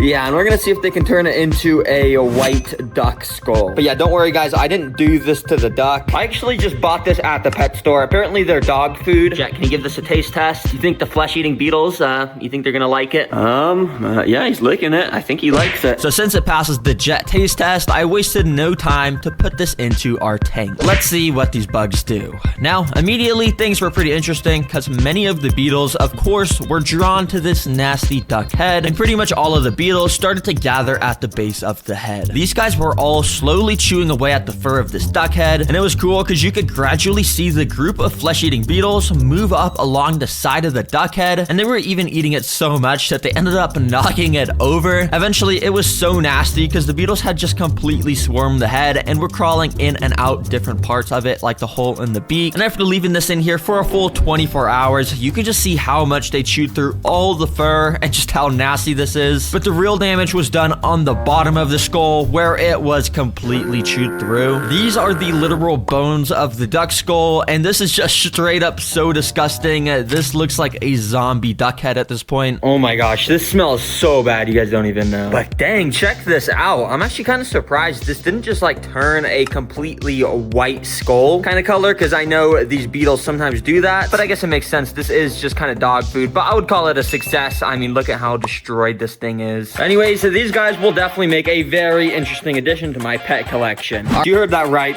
flesh-eating beetles, and they're called that because they're beetles that eat flesh. And well, let me show you why that is so cool. Now, as you can see, there's some actual flesh-eating beetles in here, but most of the things in here are still in their larva stage, which means they're actually even more hungry than usual. And you see, these insects are cool because they can literally just eat the flesh off of animals to the point where they only leave the skeleton bones behind. So yeah, I'm gonna try and record a time lapse of that. And I've got thousands of flesh-eating beetles in here to the point if I put my finger in there, it would probably turn into a skeleton. Actually, you know what? I wonder what would happen if I put a piece of dog food in there. Hey, I guess let me get a quick time lapse real quick. So I put the dog food in, and oh guys, all I'll say is things are about to get interesting with these beetles. But as you could probably imagine, buying all these crazy bugs and worms is extremely expensive. If a black widow walked into a Venus flytrap, what would happen? Would the trap close on top of the spider and eat it whole? Or would the black widow be able to use its venom to squeeze its way out? Well, I'm gonna be testing just that, along with tons of other insect types to see how strong Venus flytraps really are. I think I'm gonna buy both of these trap bundles. Then I'll be able to test the cheap and expensive traps to see which will be more effective at catching insects. But hey, I guess let me just check them out. And thankfully, only a couple days later, I got the traps delivered in the mail. After taking them out, I separated them into cheap and expensive. You can see the cheap Venus flytraps actually gave me quite a lot for just $10. And the traps themselves did look pretty healthy, big, and had that signature green and red color. Nice. However, over on the expensive side, you can see these are a bit different. They're not even packaged at all, and they look way more natural with moss all around the dirt. However, the main difference in these ones is that they're basically fully red. Like, they literally look like an apple. I've never seen Venus flytraps like that. But other than that, these traps mostly look the same, and hopefully at least one of them will be able to I put 30 minutes on the clock. Let's see what happens. Now, for the first little while, the cricket spent most of its time just walking on the dirt along the side of the glass to, of course, try and find an escape. Because let's be real, every cricket that sees me on this channel knows it's about to get eaten. He did not want to be in here. But after 5 minutes, he made his first approach to the traps. And one thing I should probably say is that the crickets are way more attracted to nectar, as it's a primary part in their diet. And that was shown because soon after, the cricket started to climb on the outside of the jaws of this trap. And right after that, I actually realized the cricket had stepped inside one of the traps, and it sort of looked like it was drinking nectar. But hello, Venus flytrap, there's a cricket standing inside of you right now. Are you gonna close? Yeah, the cricket really just stood there for 30 seconds, and when it was finished drinking the nectar, it started to walk out, and then finally the trap closed. Good job, bro. You were only a minute late at closing. I guess the cricket must have just not hit a trigger hair inside until the very end, which is why that happened. Anyways, nothing really new happened up until 15 minutes left on the clock, when I decided I wanted to add in 3 more crickets to make this more interesting. And while these guys all ran around the enclosure, I closely watched them to see if any would step inside any of the traps. And at 5 minutes left, this happened. You see, this cricket started to walk up the stem of this trap. Then he walked inside, realized it was a dead end, and tried to turn around. But it was too late because the trap closed on him, leaving him half stuck inside. So I literally just got some time-lapse footage of this guy to see if he'd be able to escape. And actually, while I was recording that, another cricket below also stepped into one of the traps. And he also got half of his body stuck inside. Thankfully, this cricket was able to use some of the stuff around him to pry himself out of the trap. However, I don't know if this guy will be able to do the same, since he's in the air and has nothing to grab onto. So I guess I'll just leave you here. Sorry, boy. Good luck. But anyways, that concludes the timer, and I would call this a half success for the cheap plants this time. But oh boy, am I excited to do this with the expensive traps. I didn't want to waste any time, so I put in 1 cricket. And this time, the cricket instantly walked towards the traps, like within a couple seconds. And he started to just play with with his life because he would just be walking through the plants like this, narrowly escaping the insane speed of these expensive Venus flytraps. Now, only a few minutes later, the cricket once again walked into a Venus flytrap. This time, he managed to dodge all the trigger hairs and he put his mouth up to the lip of the plant to drink some nectar. But yeah, the second he started moving again, he wasn't so lucky because the trap got an absolutely perfect close on him. And well, it only took 7 minutes for the expensive traps to fully capture a cricket. So once again, I'm gonna have to give the win to expensive. And I think I'm gonna rate that a 6 out of 10 for entertainment because way more traps closed, which was fun to watch. But $10 traps first. Without wasting any time, I just put in a single fly and put 30 minutes on the clock. And if it gets caught before the timer's up, I'll add in some more flies. But instantly, as you can see, the fly started to climb along the glass to try and escape. Thankfully though, I've sealed this enclosure shut, and once the fly realized that, he ended up going back down to the floor. Now this is where things get interesting, because the fly landed on one of the pots with all of the Venus flytrap plants. What makes Venus flytraps so effective is actually their nectar. Just like normal flowers, these traps also produce nectar around this little green lip part of the plant. And basically what it's designed to do is lure hungry insects in, and while they're eating the plant, of course, it shuts. But I guess because these plants are so cheap, they didn't have very much of that nectar, because after standing around for like a minute, the fly just flew away without even stepping in any of the jaws. And from there on out, the fly basically drained the 30-minute timer down all the way to 3 minutes by just standing on the glass. However, eventually he decided to explore near the cheap Venus flytraps once again. And this time he got a little bit too close because he stepped onto one of the traps and it could literally close on him right now. But the trap took a second too long and the fly was able to fly out once it sensed the movement. You see, Venus flytraps have a very interesting system for how they detect prey and activate their jaws, which I'll go more in depth with when the trap actually traps an insect. For now, the fly just sort of walked around on the dirt for the rest of the timer, and well, the cheap trap was a fail. Thankfully, over on the right, we got the expensive one though, worth 10 times more, and this should have a much better result. So I put in a new fly, and let's get the timer started to see how quickly this guy gets caught. Now, I'm not gonna lie, this fly was a bit crazier than that first one, because for the first 3 minutes, he literally just flew around the entire enclosure like he was insane, just hitting all the glass trying to escape. But after he tired himself out, it was time for the Venus flytraps to do their thing. Instantly, you can tell the fly was way more drawn to the traps, as these expensive ones have a much stronger, more smelly nectar. And that was proven because right after, the fly walked in one of the traps. But quickly, it walked out right as the trap closed. Yeah, you can see in this instant replay, the trap may have missed the fly, but comparing the cheap and expensive traps, the expensive one closes way faster. And only a minute later, the fly was still chilling near the traps. And this time, the nectar caught him off guard, because he walked onto the trap and put his face straight up to the lip of the plant where it was. And well, yeah, the video is paused right now, but you could probably tell what's about to happen. Just like that, the trap got a perfect close on the fly. You see, every single Venus flytrap has these super tiny trigger hairs inside of the jaws. And when a bug or something touches more than 2 of them, the trap starts to close. And these expensive ones are able to close so quickly that they catch most of prey that steps inside. You can see slight bits of movement inside over the next 20 minutes, but over the next few days, the trap is going to release a type of acid on the fly to digest it down and grow even stronger. Well, it only took 5 minutes for that to trap the fly, and the cheap one didn't catch any. Died laying around. I'm pretty scared of black widows. Anyways, I went and put one of the black widows inside the cheap trap enclosure and got 30 minutes on the clock. This is about to get interesting. Let's see what happens. Right away, the black widow made her way towards the traps. Now, black widows are a lot slower than crickets and flies, so if this spider steps inside a trap, there's a high likelihood of it getting caught. And while nothing really happened for the first couple of minutes, eventually the spider started to walk along the tops of some of the traps. You can see black widows are very meticulous with their movement, and it would very carefully place its legs above the trap, making sure not to step inside. But even with that, the spider was playing a dangerous game, because all it needed was one bad step. Anyways, about 15 minutes later, I noticed that the spider had actually started to spin a little bit of silk, and maybe it was planning on building its web here. But unfortunately, she would never get the chance to finish, because she took a wrong turn into the Venus flytrap, and well, it closed straight on her. Almost perfectly. However, there was still some legs sticking out. To be honest, it didn't look good for the black widow, and besides a few leg twitches, it looked like the spider had just lost to the Venus flytrap. And if you thought that was cool, well, you gotta see the expensive Venus flytraps, because right after putting the black widow in, he instantly walked up to a Venus flytrap. And literally within the first 30 seconds of the timer, he stepped inside one of the traps, ducked down a little bit too much, and the trap closed on him within an instant. In my opinion, this one was even cooler to watch, and yeah, his legs were also just stuck sticking out of the sides of the trap. And well, hopefully that answers the question. Venus flytraps do beat black widows. A new test tube. She had raised the start of a colony all by herself once, so she should be able to do it again. Let's reset the day counter and do do this one more time. In this video, we'll be giving birth to an entire colony, and they're gonna be put to the test against my simulations of real-world events. But currently, she's alone, and she needs to care for her eggs until they hatch into worker ants. And thankfully, it didn't take very long until just that happened. The first worker was born. You see, these are trapjaw ants, a species of ant that has these massive mandibles to cut their prey in half. But they're also absolutely massive compared to normal ants, and the workers are almost the same size as the queens. And in the world of ants, the workers have only one purpose: to serve the queen. Workers do almost everything for the queens, including cleaning her and even caring for the other eggs. But I want to make my colony grow extra fast, and you do that by feeding them food. And since it's so small with just 2 ants, let's just start with a single drop of honey. Hopefully they like it. So I slid the drop of honey into the tube for the ants to eat, and almost instantly the worker went up to investigate this unknown object. She smelled around it for a second, but then went back to the queen to report the findings. The worker is able to communicate with the queen by rubbing its antenna against hers. When they do this, it releases some pheromones signaling that it found some honey. And after the queen gave the go-ahead, the worker traveled back to the honey. But instead of eating it, the worker actually knocked the little plate over, and then the honey soaked into the sand over the next 10 minutes. Yeah, she didn't even try to eat it actually. You see, it turns out the ant did this for a reason. When a colony is this small, the queen will feed the workers by regurgitating its body tissues into their mouth. This means the colony already had enough food for now. I was gonna have to wait till more ants hatched, and there were now 4 workers a part of the colony, and their roles were becoming a lot more apparent. 2 of them would always stay by the queen to make sure she was safe, while the other 2 would watch after the eggs and guard the entrance. Now this is a colony that should accept my food offerings, and this time I'm not just gonna feed them a puny drop of honey. It's time for some live prey, baby. Everyone say hello to flightless fruit flies. Quite literally the most depressing animal in the world. Not only are they absolutely minuscule, but it's a fly that can't fly. Like, bro, you had one job and you can't do it. All right, it's a pretty simple process. So first of all, I got this tube with the flightless fruit fly inside of it. And basically, I'm just gonna go and put this up to the ant's tube and carefully remove the cotton ball, and there we go. The fly should now run in there. Hopefully this goes better than the honey. And yeah, basically the fly instantly ran into the ant's tube, so I blocked it up behind him. Now, because this fly is so small, for the first few seconds, it actually went unnoticed, hiding amongst the top of the enclosure, but it didn't take long until the first worker noticed. The ant opened up its jaws and snapped at the fly, but it missed. Quickly, the other workers started to notice, and soon enough, every ant had their eyes on the fly. And thankfully, about a minute later, one of the workers lined up a shot,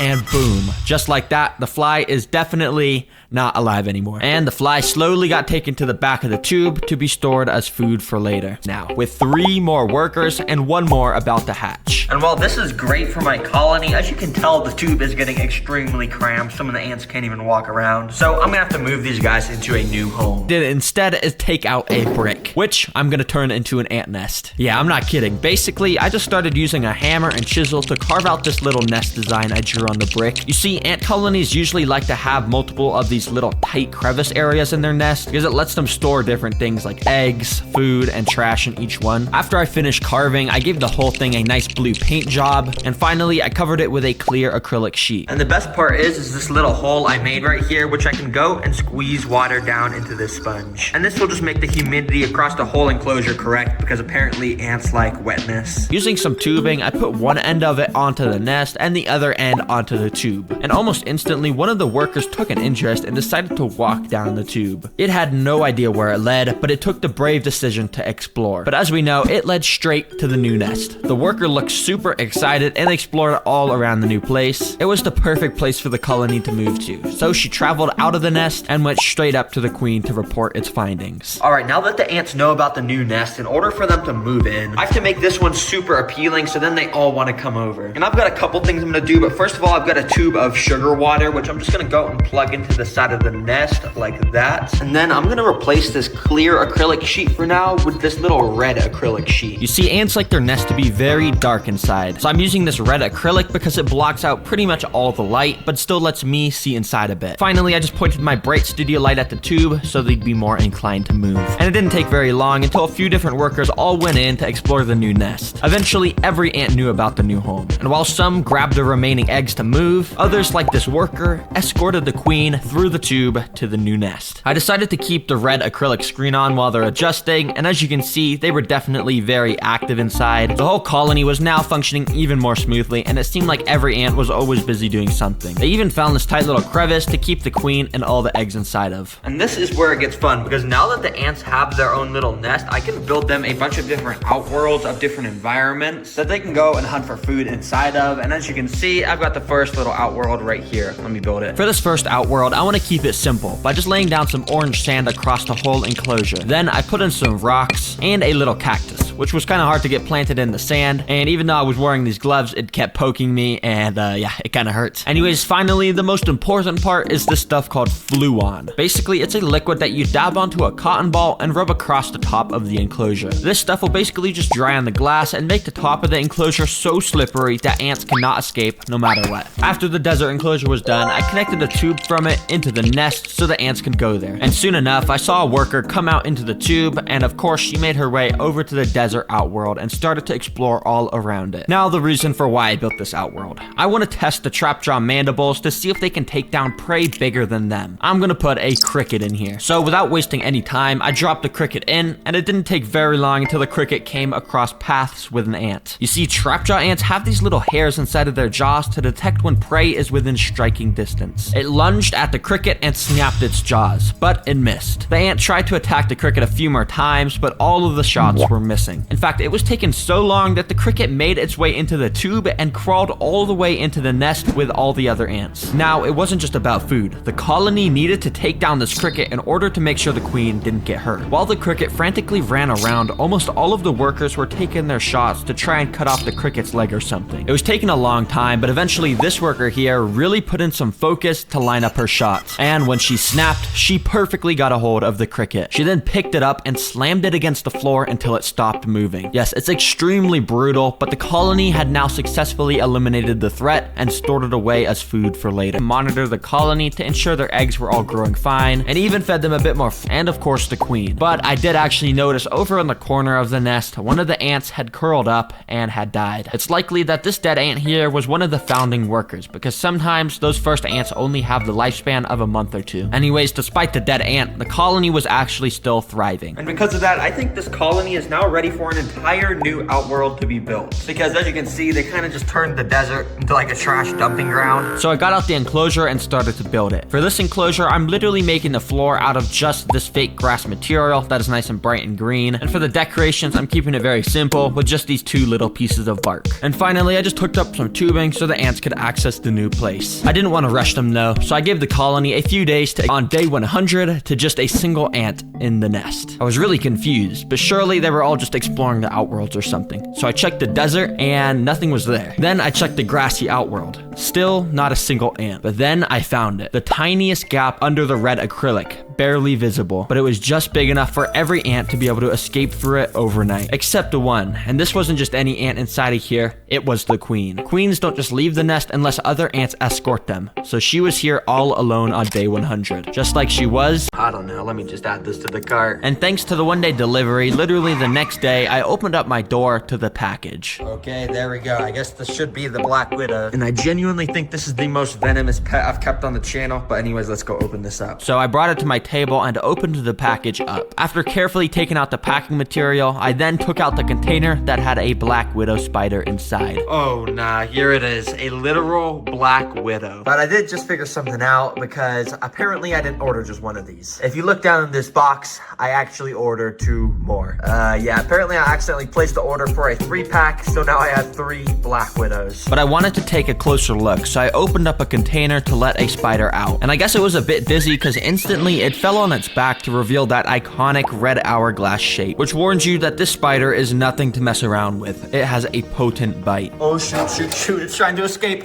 Put it in the container, okay. Whoa. I gotta be more careful with these things, man. But these 3 spiders aren't gonna spin webs in these tiny containers. They were gonna need a proper enclosure, which I needed to build by first covering a bunch of spray foam with dirt and wood chip stuff to make the background. But in the middle, I put in this rock background and spray foamed normal rocks to it. You see, I'm gonna separate the enclosure into a forest, a cave, and a home interior to see where black widows like to make webs and hunt the most. For the home interior part, I got a piece of styrofoam and painted a brick pattern onto it to, you know, make it look like a brick wall like a lot of homes have. And so I spray foamed that in, and the background was now complete. And now we gotta do the web building bases. Basically what that means is we just put sticks and stuff so the spiders can spin their webs in here. To start, I'm gonna lay down a simple substrate across the entire enclosure that I'll be able to customize to each environment. But first of all, the forest, and as I'm sure you can imagine, we're gonna put some wood in here, just enough on the 2 sides for a solid web to be made in between. And then I'm even gonna glue some moss coming down from the ends of the branches so it sort of looks like leaves on a tree. And then I'm gonna get this bag of leaves that I bought. And don't ask me why I didn't just pick them up from outside. I don't know why I bought these. But anyways, with those, I scattered them along the bottom so it looked like a forest floor with all the fallen leaves everywhere. And last but not least, I got some tiny rocks and scattered them around too. Just a few, because I gotta save most for the cave. And speaking of the cave, we're gonna start right away by laying down some rocks, because that's pretty much all they got. But as you can see in this photo, there's actually a bunch of these pointy rocks called stalagmites. And I think they would work perfectly in my enclosure, so let me get some. Alright, so I've got a big rock and a hammer right there, so I guess let me just try to carve some of those stalagmites out of this. So I guess I'll just go and try and hit it. I don't really know if this is gonna work, but you're gonna break. Hello? Eventually, after a bit of hitting, I got a few pieces that when connected sorta looked like stalagmites, so I went and attached them together with spray foam. And then using more spray foam, I stuck them all into place pointing up in the cave section of the enclosure. Finally, I went and sprinkled some normal colored rocks around and then some different colored rocks around because, yeah, we literally just put rocks everywhere for this section. Alright, once this spray foam dries, I'm gonna go in and paint it, but for now, let's work on the home interior section. And to start, I've got this carpet-like material, which I'm gonna cut out to shape, and then I'm just gonna go and put it in there, and boom. Now I need to get some mini home furniture in here that the spider will be able to spin his webs from. And my only idea for how I can get that is to build it with some Legos. So yeah, let's get building, baby. First of all, using black bricks, I stacked them up to make this little lampshade thing. Then with some red bricks, I made a tiny little couch. Now a chair made of brown bricks. Finally, I just took the rest of my bricks to make a randomly color assorted red and white shelf. Yeah, I'm a master builder, as you can tell. Anyways, I went and put each of those inside and even got some little dollhouse furniture to fill in the dead space, and boom, shakalaka. That's what I call a home house interior. I know a lot of black widows love to live inside houses, so one of them should definitely like this place. But the next step on the list is to get some plants. Put the 2 land plants in the forest section, which as you can see, I ended up getting a beautiful red plant to match the red on black widows. Then I took apart the plant from Home Depot and glued the vines coming down from the top of the cave section. Finally, I glued some more moss all along the forest section because I felt like it wasn't green enough. And then I added a bit of this dead type of fern moss along parts of the cave because I felt like it matched pretty well. Oh, and I almost forgot the most important part, the stupid AI generated pictures for the house interior. So I cut them out and glued them along sides of the brick wall. There were many great works of art, like a black widow flying in the sky with wings, a black widow dancing in a disco room, and a black widow eating a male after mating, which yes, they actually do that in the wild. Now you see in the wild, black widows are actually cannibals towards other female black widows, which means my 3 black widows cannot be able to access each other, or, you know,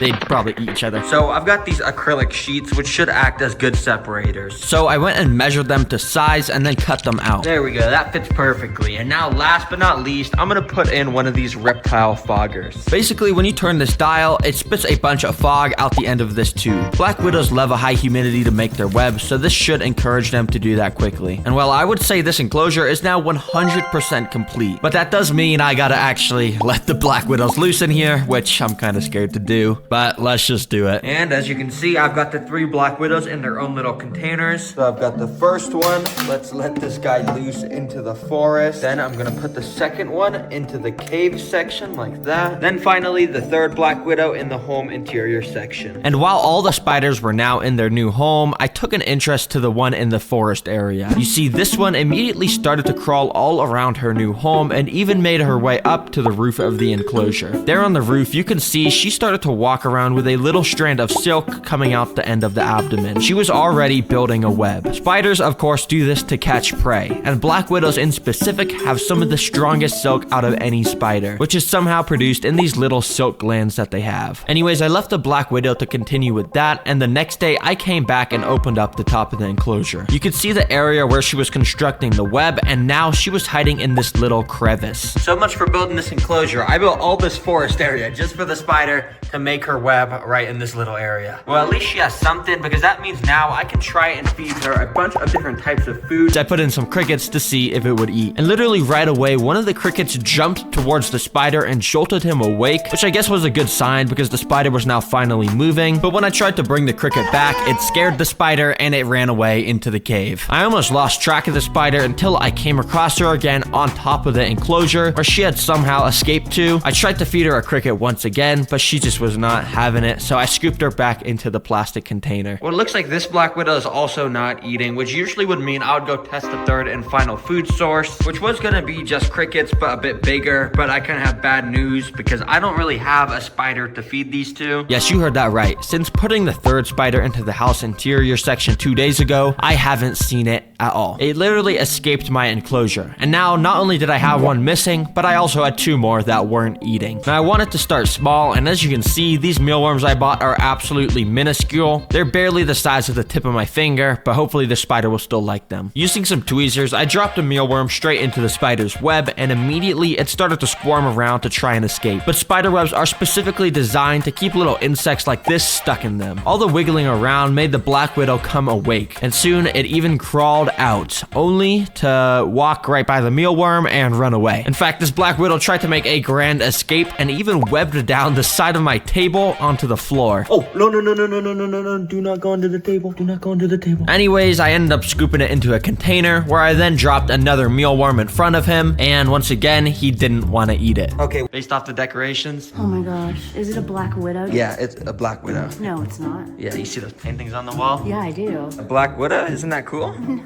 Why? Okay, I got him onto this little tray for you, and basically, you can see it right there. What do you think? No. Say hi. No. I wouldn't keep that as a pet. Why? It's cute. Well, I did say I have a job for you, so can you hold the camera? Oh my gosh, you are not gonna put this on you. Here, hold the camera. All right, as you see, we got the black widow in a nice little clear container, and I'm just gonna start by literally putting it on my sleeve like this until it crawls out. You see, the plan is to have it crawl onto my sleeve, and then from there, it'll crawl onto my hand. So I basically just waited until it started to crawl out. I have to be super calm right now. But as you could have guessed, of course things went wrong, because as you can see, it just started to grasp onto the edge of the container and not let go at all. I was probably making it pretty mad, so I quickly transferred it to a piece of cardboard. Okay, so I decided to just put him onto a piece of cardboard, and I'll let him crawl out here. And after gathering together a bunch of courage, I just moved the cardboard in front of my hand to let it happen. Okay, I'm gonna do it in 3, 2, 1. Lord Father, Jesus, please. Oh God, Lord Father, please. Okay, it's time to go off. It's time to go off, Lord Father. Oh, Oh, that was so nerve-wracking. Oh my gosh. How did you feel doing that? the heart was going 500 beats a second.